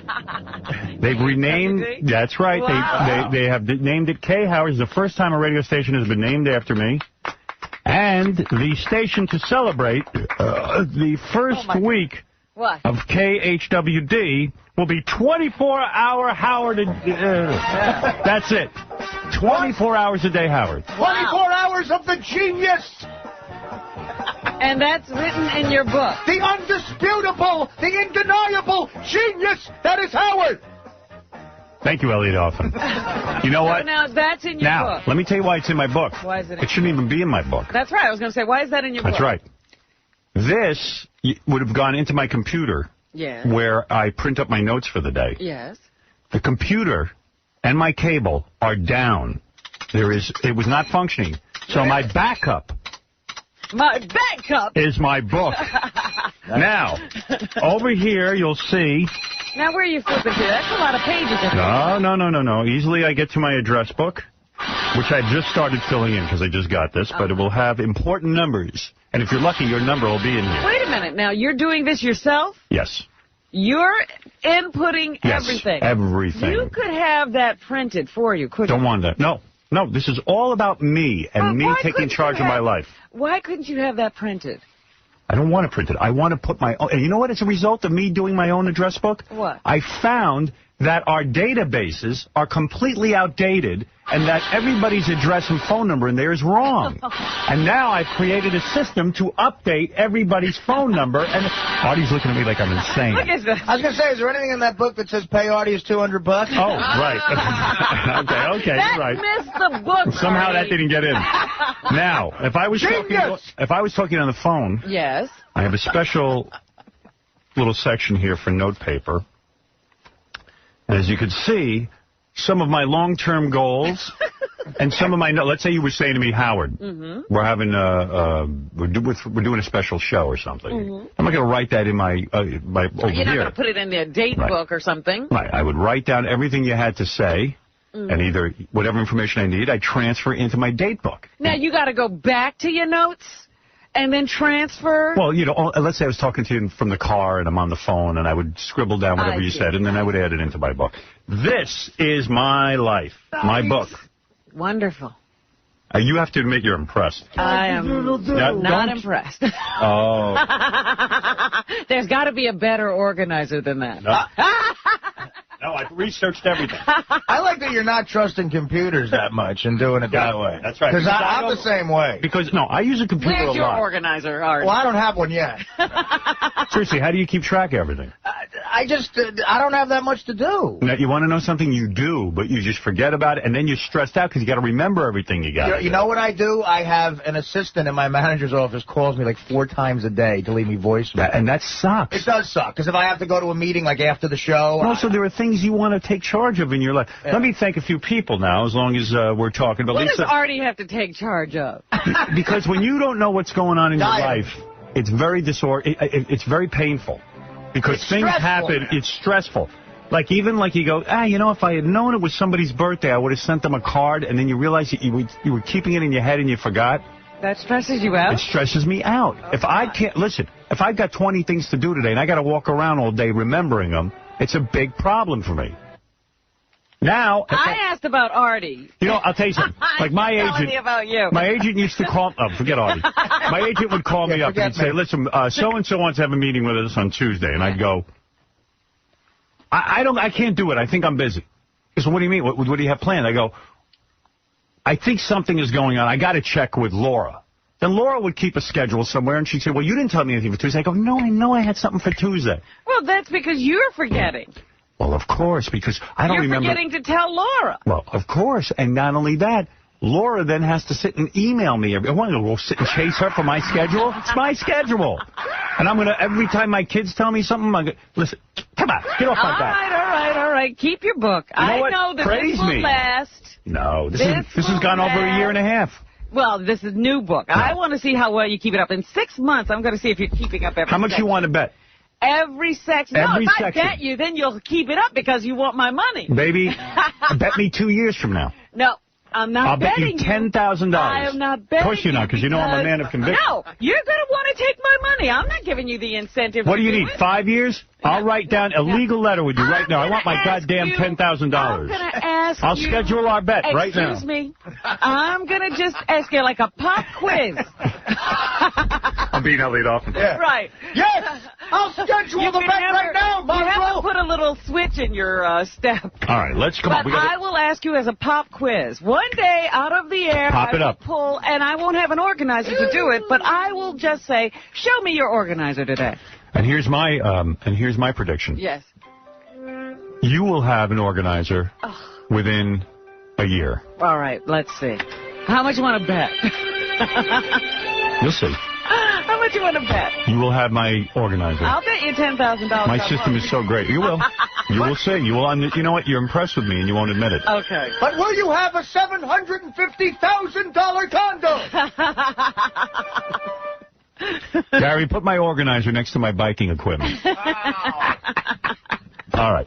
By the way, on today's show, you will find out, and I will find out, what happened with the Jackie the Joke Man lunch. Right. We never got to that. Yeah, we'll get to that. Captain Jenks has some tape to play for us, and there's a whole bunch of things going on. But, and your buddy Double A was downstairs this morning, wasn't he? Oh, yeah? Double A's down there. Shuley has a Jackie the Joke Man lunch game. Oh, great. He must play that. Shuley's games are always good. I always even have the disc jockey Mark Parento, the one who's up on those charges. You have the full have the full charges we can read. Okay, that story. The indictment. Evidently he was busy with some young black boys. Oh, yeah, what is that about? That story is nuts. Uh-oh. He's a tall, lanky white guy, right? Yes. Yeah. Uh-oh. Which makes it even Thank weird. God I wasn't named in that. By the way, congratulations to you. KHWD you're talking about? No. 2000th show? And what is WHWD? KHWD? What are their, where do you find them on the dial? I don't know. Gary, find out. Organizer.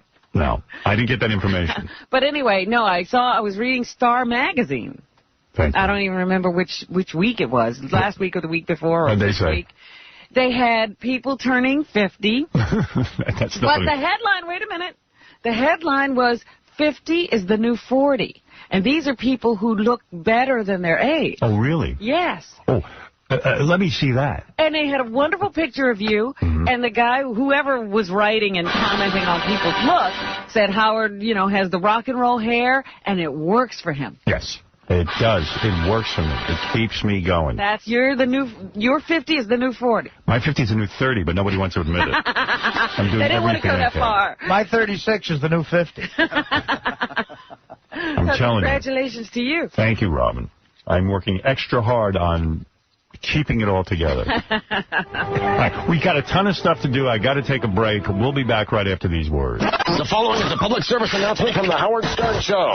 Don't give money to the Salvation Army. They'll just spend it on fancy tailored uniforms and expensive tubas. The Howard Stern Show. 95X.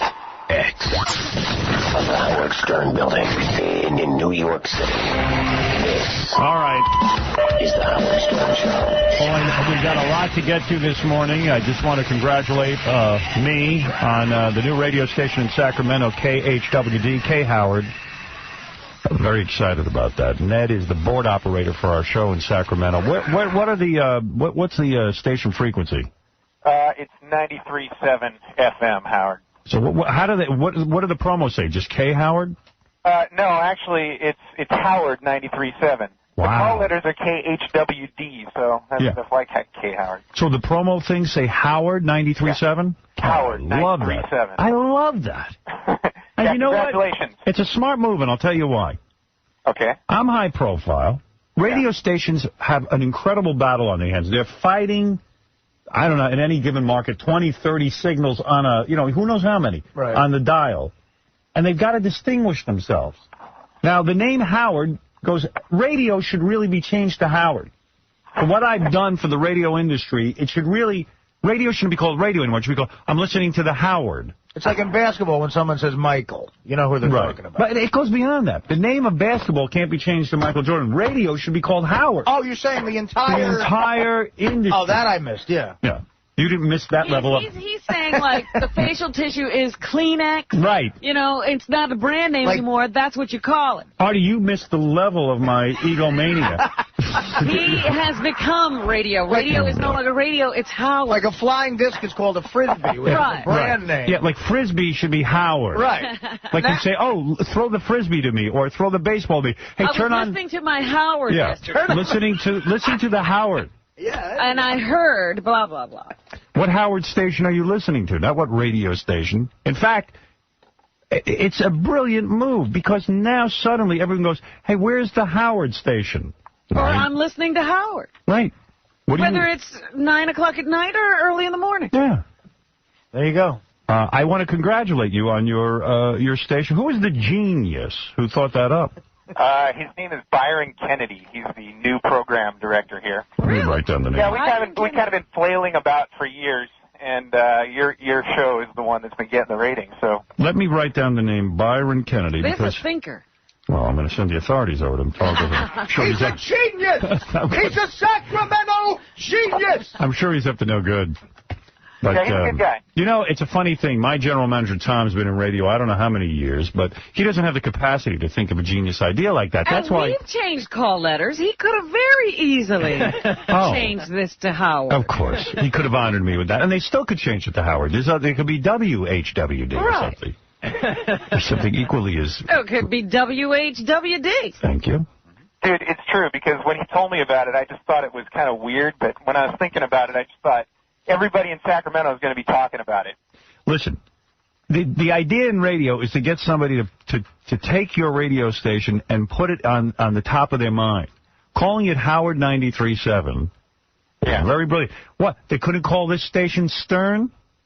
Well, I don't know if they both Stern 92.3? I mean, honestly, better than that. Which is a ripoff of the one in Los Angeles. Yeah. The one in Los Angeles is called K-Rock. It's K-R-O-Q. Right. They start that everything actually makes sense. Yeah. They start their letters with a K. Makes no sense. We're Stern 92.3. I don't understand why I'm insulted day in and day out by this radio station. WSTN, Stern. Thank you. STN, Stern Radio. There you go. Oh, well, we got you covered out here, dude. Dude, I am honored. I want to thank Byron Kennedy. What's your name? My name's Ned. Ned? Ned. Been doing the Stern Show for a couple of years now. Ned what? Sykes. Ned Sex? Sykes. Ned Sykes? With an S-Y. All right. Well, who names a kid Ned? Well, that's short for Neanderthal. Yeah, well, Edward, really. But really, I want to thank you for your creativity. My general manager, the only time he gets creative is when he figures out how not to pay anybody around here. Yeah, how to say no. I say no. Well, good luck at Howard. All right, bro. Later. Hey, do you have any of the promos? I want to hear them. Yeah, I got one here. Play me a tape. Let me hear what it sounds like. Let me see what I got. Hold on. I'd be honored to hear that. Cue it up. My audience rejoices for me. Yes, they do. Well, I don't see. There's still no big party. Yay! That's a party situation. They fly us into Sacramento. Yay! To honor Howard. No, to let us lay in the sun. Yeah, I got one here. They just throw all this stuff in. It's kind of Where is Sacramento, right now. Robin? It's inland. It's not near the beach. Oh. It's north. Forget it. We're not going. Yes, north and in. Oh. Go ahead. Let me hear it. All right, here's one for you. Howard has arrived. Howard 93.7, the real alternative. Wow. We just got some short stuff in here right now. They're still working on a lot of the imaging. We just launched yesterday. Right. Play me some more short stuff. Here's another one. Howard 93.7, the real alternative. Ooh. How exciting. Wait a second. Yay! I'm aroused. You know why I'm honored by this? Why is that? Because, I mean, when I was a little boy, fantasizing in my bedroom about being on the radio and becoming the future king of all media, between masturbation sessions, I got to tell you something. I mean, if somebody would have said to me, one day a radio station will be named Howard after you, I would say you're crazy. You know, you should call your dad. I want to call my dad. That's a good idea. Get him on the phone. I've made it. Sit down. Why do I need to tell my Listen to dad? this, Dad. He don't do it. Shut up. He will. He told you couldn't be in radio, much less have one. Shut up.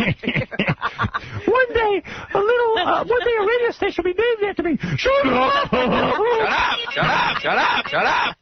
Shut up. You're a moron. Shut up. Shut up. I told you not to be stupid, you moron.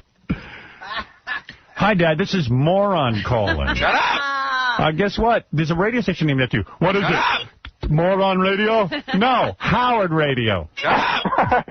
It's WMRN. W Moron. Shut up. Explains why Tom doesn't need to masturbate. As small as an almond, the amygdala has long been known to process our reactions to fear. So there you go. It's that part of the brain, probably, where your sex drive. So if you got a big... If you got a big one, you want more sex. Yeah. You don't. I must have a big one. I was going to say, that might be your whole brain. I know. Hey, you're on the air. What's up? Hey, when's the, you know the lesbian sisters that were on? The lesbian sisters? They were on E last night after your 2000th episode. Remember them from like a couple years ago? Vaguely. I don't care. I don't know what he's talking about. I can't I interpret. guess he has a question about them. Steve, go ahead.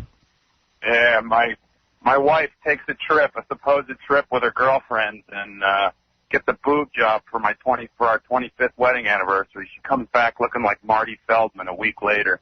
Bad job, huh? Oh my God, idiot.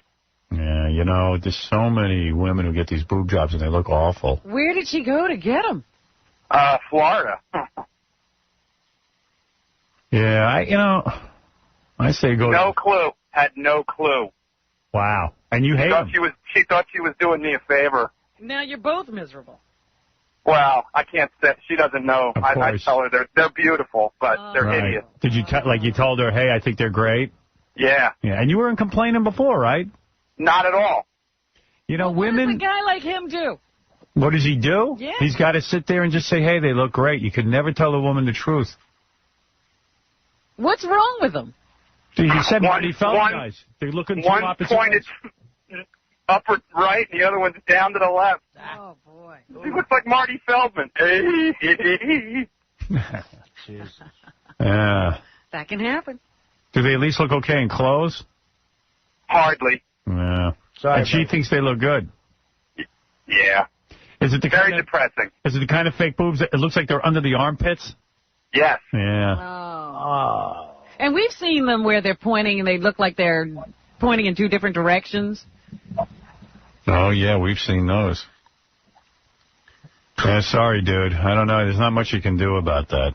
Didn't want to depress you too bad, but I just hear every day this week, and, oh, what a great job, and I'm wilting as we hear it. Yeah, she's trying to do the right thing, the broad, but, who asked her to do it? And her girlfriends don't tell her there's something wrong either. No. Because you know what? You don't want her. It's like she already got the boob job. She's going to go get another one, and you just say, hey, it looks good. She's got east-west boobs. Yeah. Hey, you know what? If you ever get lost, you'll know which direction to go in. That's all. Hey, sorry to hear it, pal. Let's go to Jeff. Jeff. Hey, Howard, have you seen FHM, the cover with Tara Takitas, that snowboarder? Oh, she's on the cover of FHM? Yeah, it's a really hot picture. It's her, another hot snowboarder, and like an X Game commentator, and they're in bikinis, but I think Tara's is painted on. You know how they paint on those bikinis, and all three of them look nice. The snowboarder chick who got her, got into that accident on Letterman last night. She is super hot. He says there's another hot one, so maybe you're right that all the snowboarding chicks are just hot girls. Yeah, and the third is the commentator, and she may be the best of all. Yeah, how do you ever get to have a hobby like snowboarding and get so good at it that you could make a job out of it? You must have money. Yeah, those are rich chicks. Yeah. I've been to those X Games before for BMX bike racing and stuff like that, and you'd be surprised what you see there. Hey, doctor, you're on the air. Hey, Howard? Yeah. Yeah, this is Dr. Belina, Rapping Granny's writer. Listen, Robin's getting a lot of medical stuff wrong recently. I know she's a nurse, but it's pronounced amygdala in the brain. What do I thought? Amygdala? Also, Robin. What? I didn't study the brain. No, you said a part of the brain. You said amygdala. I know, but I didn't study the part of the brain to know how that's pronounced, okay? Okay, sorry. Also, listen, you said that Wellbutrin is an antipsychotic a few weeks ago. It's an antidepressant. I don't know Wellbutrin. I wasn't nursing yesterday. These are all new drugs, okay? So don't consider me a nurse anymore. It's okay, but, if you're going to talk about medical stuff, hang up your RN already, really. Why don't you book Rapping Granny another gig? I will. Is she still alive? Is Rapping Granny still alive? Of course she's alive. She's going to come for her 82nd birthday in August. She plays all over the city, guys. You know that. Robin's no nurse. I haven't nursed in 30 years. Robin's a nurse like I'm a singer. I know. I'm saying hey, did I hear John Bon Jovi say he wants to produce a record with me? Yes. He said if he could get you to sing seriously in a studio, he could sell 1 million records. Now, how's he going to get me to do that? Well, that's what he wants you to do. He thought you were doing a pretty good job in here. But you know I can't sing. He thinks you can. You better hold on to what we've got. Like it or not. He says you're singing better than a lot of people he sees at the Grammys now. Really? Yeah. Man, I've tried with other dudes. They can't seem to get me to do it. Well, he may be the guy who knows how to use you. He saw something in here. And you tell that Bon Jovi to call up and book me some studio time and make me a hit record. He should have his shot at it. Other people have tried. Yeah, I tried with that. I tried to start a rapping career. I had that guy Pharrell. Yeah. Boy, that was bad. Yeah. That didn't work. Well, Pharrell just had a bad attitude that entire morning, from what I remember. Yeah, and then I tried with Rob Zombie. That didn't work. I remember Dee Snider. Dee Snider tried with me. That didn't work. Oh, there I am. What is this? Me and Pharrell. Camel toe you got between your legs. Man, what am I going to do with that? Man, my fingers stink. Oh, yeah, that's awful. That's about the worst you've ever done. That was my rap. Well, that's I told you I couldn't rap. You got it together for the losers, pretty much. A couple of performances there.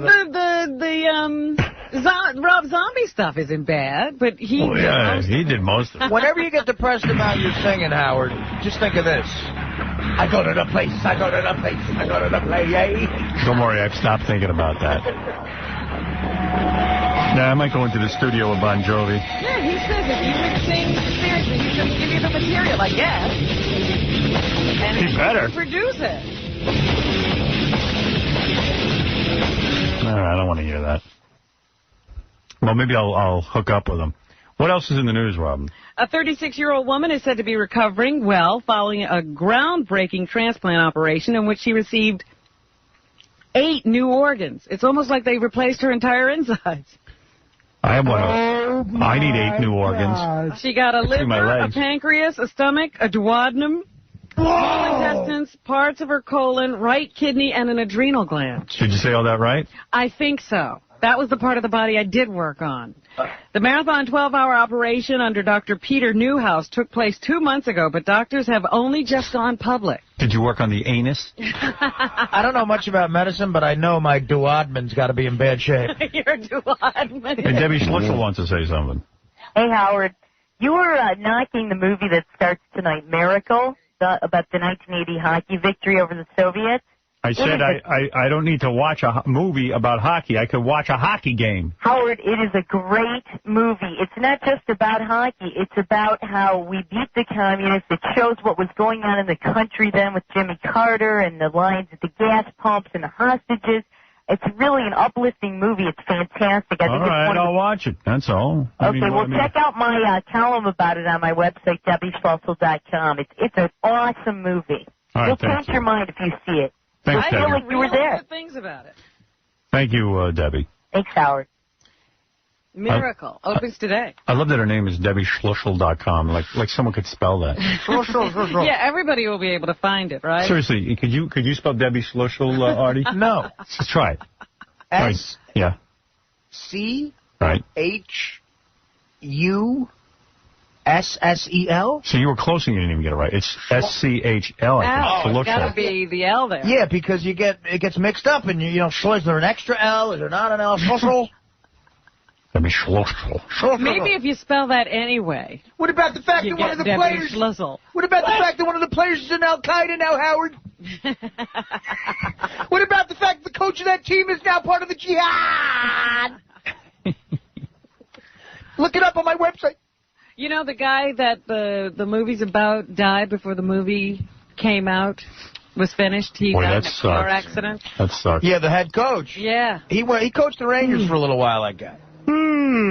So he would have been getting all this acclaim now, and he didn't even live to see it. Britney Spears is still in love with her ex-husband. They say that they are still talking to each other quite a lot.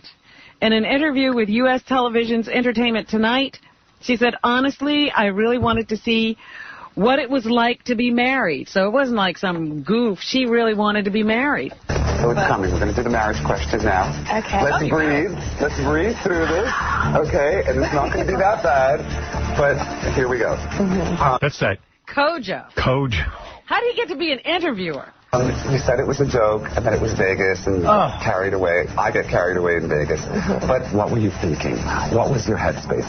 Honestly, I really wanted to see what it was like to be married. Maybe that sounds silly, but in that moment, I was just I was with a friend that I love dearly. That Kojo guy's laughing like a mental patient. That's why celebrities do interviews with him, because he's like, oh, she goes, I just wanted to see what it'd be like to be married. And he's like, yeah, I get that. That's cool. I've been carried away, Vegas. That's exactly a bogus. Why did you get married? Like just hanging out in a room drinking with a guy, or not drinking, or whatever you were doing. Oh, I just want to see what it's like to be married. That's such a, that is such a bad answer. Yeah, keep it real, honey. And I wanted to do something wild and crazy, and read a book. Let's keep it real. I wanted to get married. Skateboard off a cliff. Go mountain climbing. I wanted to do something wild and crazy. Yeah. So I entered into a legal contract with a man. Right. What were you thinking? Have anal sex. Yes, have anal sex. But they do say that they're still talking to each other. What were you thinking when you... What was your headspace? What was your headspace? Is that Kojo? Is that the guy who kind of looks like Dave Grohl? Yeah. That guy, Yeah. Yeah. I was on a plane with him once. Man, is he creepy? Yeah, I almost called security. He's got to be up to something. I said, screw Al-Qaeda, Kojo's Kojo. Yeah, so Brittany, just wanted to see what it was like to be married. Homo. What? Excuse me, homo. I mean Kojo. You know homo. I mean Kojo. I was... Here's what's in my headspace. Could you leave? Wouldn't you love to have been born a prince, Howard? Homo. Yeah. Prince I'm an Harry. evil prince. Prince Harry, who's one of Princess Diana's kids. He's 19 now. He was in some club. And you know how they have those page 3 girls in Great Britain? They're pretty girls who will show their tops in the newspapers.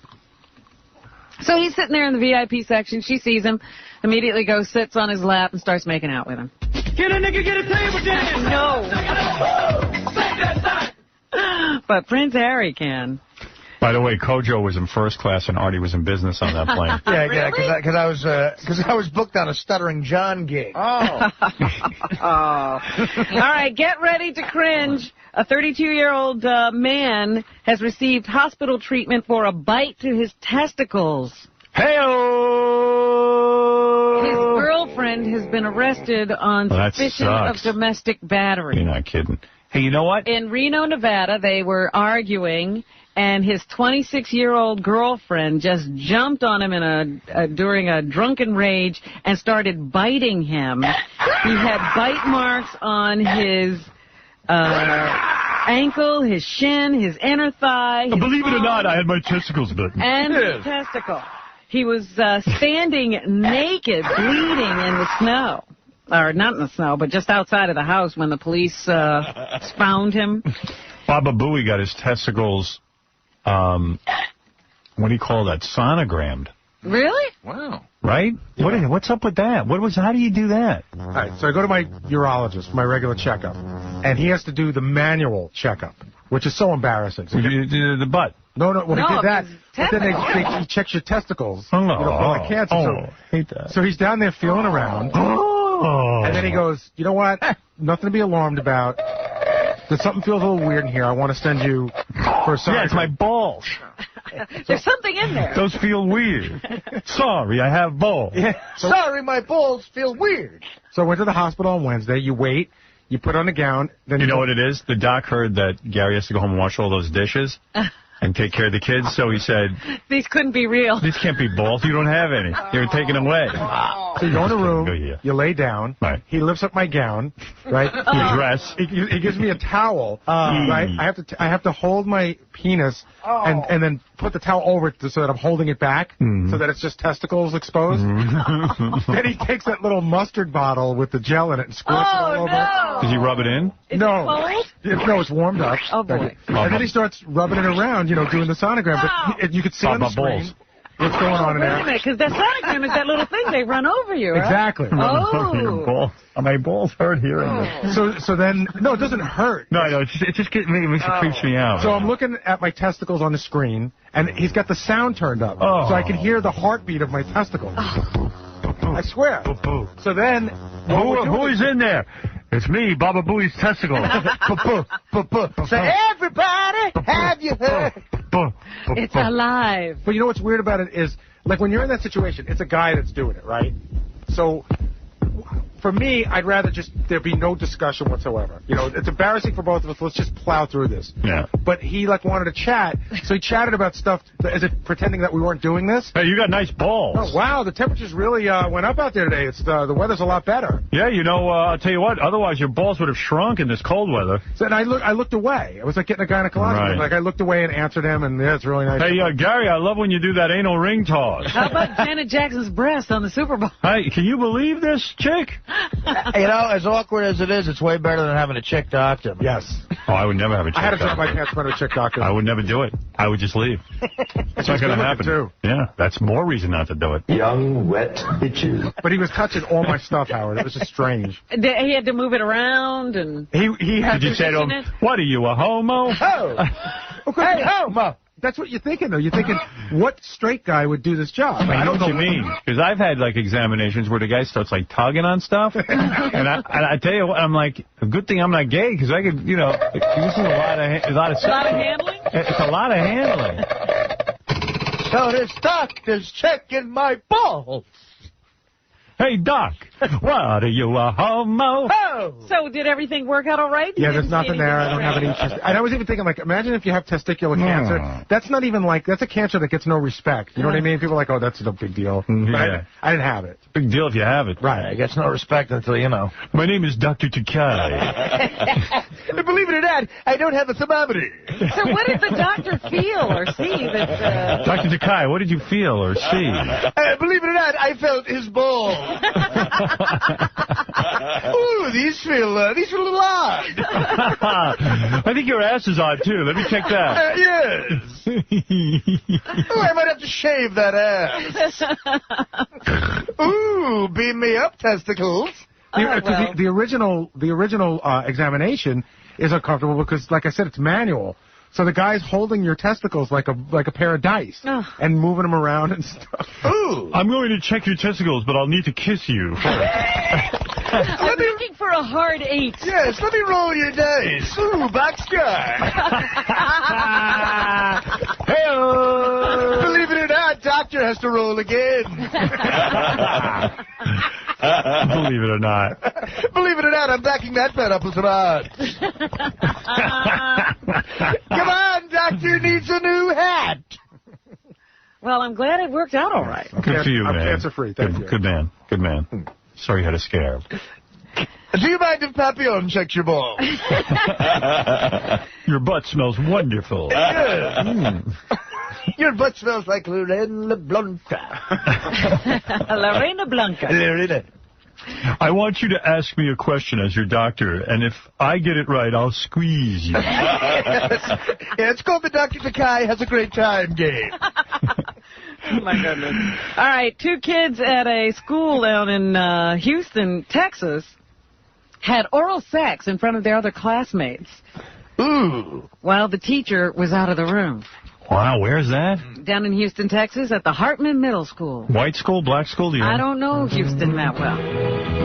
There were 5 students. That sounds like a black kid thing, not a white kid. Well, listen to this. This is 5 students. That sounds like a what? That sounds like a black kid thing, not a white kid. Like, you know how white guys are always serial killers? Black kids start having sex much younger than white kids. Okay, Howard, whatever you say. I went to a black school. I know this stuff. I'm sorry. Whatever you say. I was still thinking about masturbating. These guys were getting it on and smoking weed in the class. I went to school with a lot of black kids, and they were active. I'm sure that that's a scientific study you two just conducted. Oh, yeah, of course. I'm not going to say something that would just be like a stereotype. Yeah, of course not. It was very scientific. In fact, it was in science class I first saw that. A lot of the black kids I went to school with were also great at basketball. Okay, go ahead. So you were saying. There were 5 students in total in a behavioral modification class that was supposed to be under constant adult supervision. That's funny. The teacher had been removed from the school or has been removed from the school and reassigned, but she had stepped out to get the students lunch. Oh, that's so nice. I mean, really? I mean, they're going to fire her? She stepped out 2 seconds. They started having oral sex? They were alone. I guess the one student jumped on the other student. And now they're having all kinds of big investigations down there. If the allegations are true, they will take the strongest actions possible. The students involved could be charged with public lewdness. It was a girl and a boy? I guess. How old? They're giving me a lot of... It's a middle school, so that's like 12, 13. You can't charge them with that. Why not? I don't know. What is it, Vinny? If you thought Gary's situation was humiliating, do you see what it's like when you're not circumcised? There's a whole other level of embarrassment that you go through. Are you not circumcised? Well, this is what I hear. Oh, Debbie. Debbie, I'm not circumcised, and my hand is big. No, Howard, you take great pains. Of course, Kenny. You would benefit from that You take great pains to, make sure that you're hygienically sound and in every part of your body. Debbie, my anteater isn't circumcised, and you will benefit so much from my foreskin, Debbie. Well, could we never have a conversation again without bringing this up? No. What's that, Debbie? Just when you thought it couldn't get more grotesque. That's Chauncey. Howard, how's it going? So here's something that's interesting. I just spoke to Tammy Lynn Michaels. You know who she is? Yeah, she's the girlfriend of Melissa Etheridge. That's good. Wife now, not girlfriend, but actual wife. Right. That's right. They got married. That's right. Yeah, sorry. Well, she told me something that I thought was fascinating. I asked her, how many women in Hollywood that tend to be heterosexual are actual lesbians?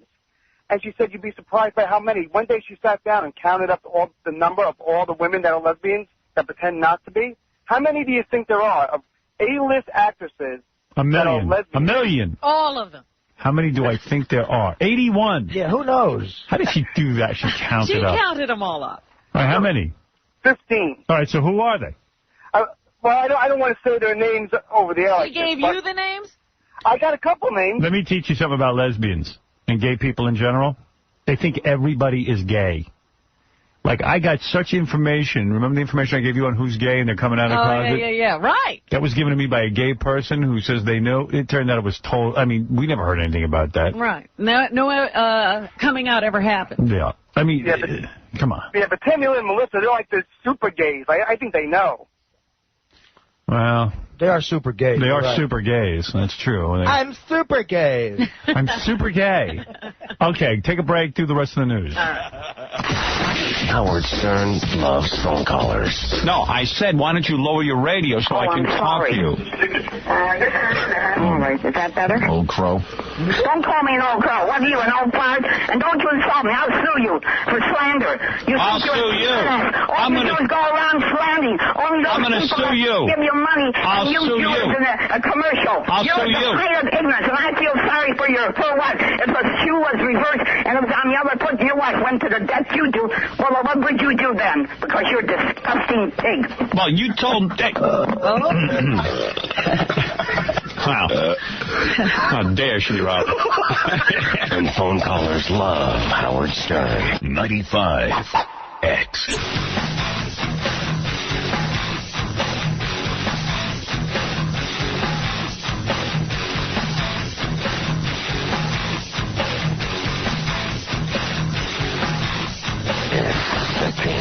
All media.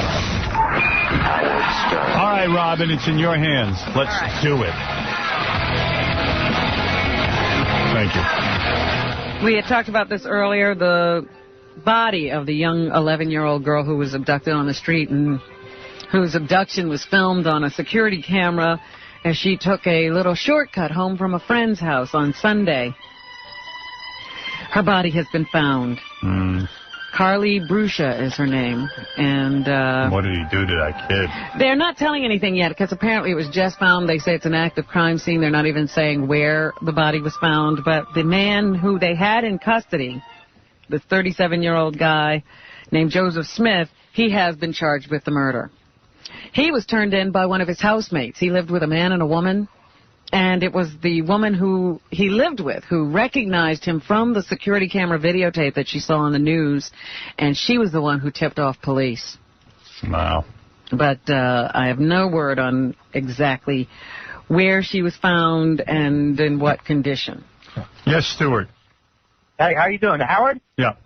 Long-time listener. Listen, I'm the guy who speaks English and drives a cab in New York.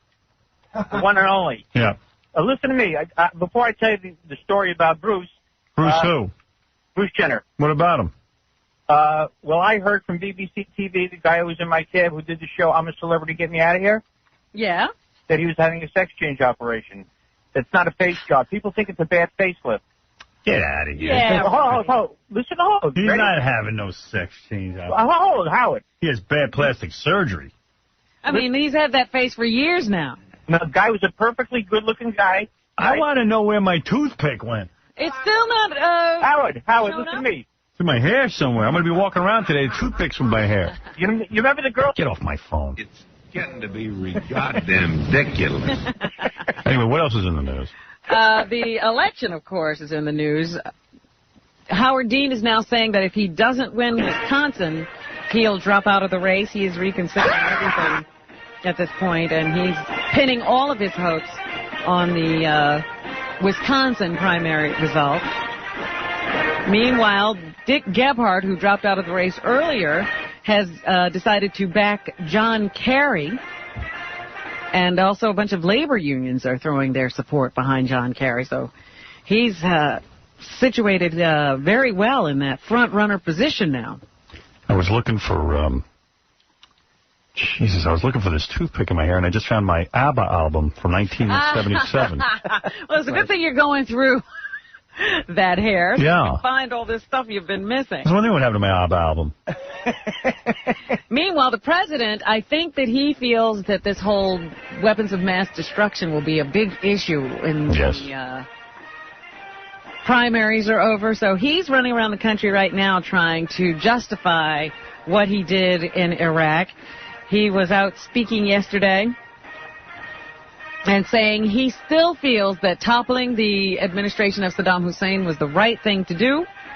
and that he feels that eventually we will find some weapons of mass destruction, and that he thought that Saddam Hussein always had the potential to develop them anyway, and he's a guy who should be gone. Meanwhile, the head of the CIA says they misinterpreted some of the things. You know, apparently the analysts just get these pictures and they try to decide what the pictures mean, and I guess they went the wrong way on this one. If I was him, I would... malicious, however. I would sneak some weapons of mass destruction into Iraq. Well, that's what I thought. I said, you know, you could always plant them. Yeah. But they seem to be going and doing the right thing, just looking. And everybody's getting upset with them. Meanwhile, former Vice President Al Gore is out speaking. He was at the New School University in New York City yesterday. And he says President Bush abuses his power for political gain. C2. In order to take this nation... Ooh, chill, pal. ...on an adventure that had been preordained and designed before the attacks of September 11th ever took place. And the verdict of history will not be a kind one. Hey-o. And he compares the current president to a former president of questionable morals. C3. George W. Bush reminds me more of Nixon than of any other president. Thank you. Thank you. I haven't whipped out my Nixon in a while. Like Bush, Nixon subordinated virtually every principle. Bush is pissed. He said Gore reminds him of Lady Bird Johnson. He came right back at him, man. To his hunger for re-election. Bruce, you're on the air. Hey, how you doing, Howard? Hey, now. I guess they put me on because I have an experience I want to tell you guys about. Hey, now. All right, come on, man. You're not even answering me, so I'm upset. All right. I'm answering you now. I'm sleeping. All right, well, wake up. I go to a really... You guys know me. I'm the guy from Sweet Dream, but it's a good story that goes with keeping... All right. I have a hot doctor that I go to, and I studied all the symptoms of prostate problems, and I'm on the third time going to her. She examines me down, puts her finger in that place. And I've worked it out. She's pretty hot, and I've worked it out. I'm on my third time. I keep complaining about her symptoms, and I'm on the third time where she goes in there, and she's looking for something, and I'm just kind of like enjoying the ride. And I speak to read up whenever I go. What else is in the news, Robin? Thank you.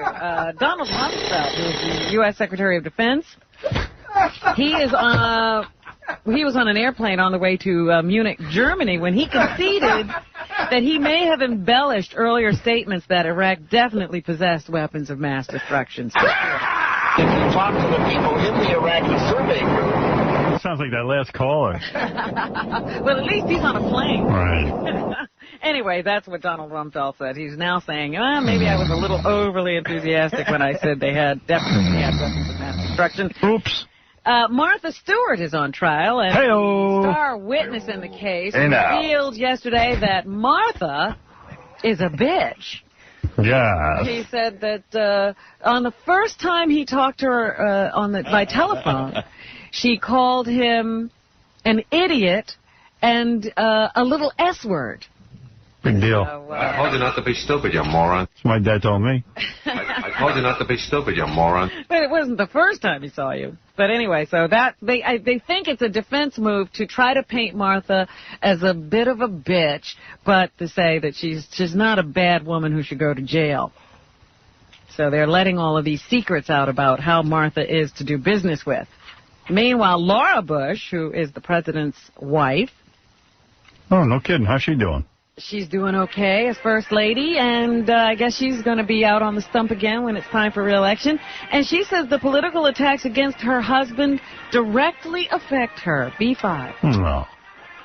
I take it personally. I don't think he takes it Must be on the plane with Rumsfeld. personally. But, no one likes to hear total, Can't anybody be interviewed in a normal room? things that are just totally not true about somebody they love, and especially in a political race.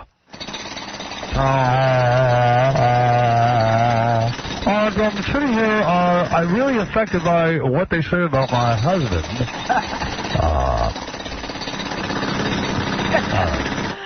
And And the Robert Blake trial has been postponed indefinitely because Robert Blake keeps losing his attorneys.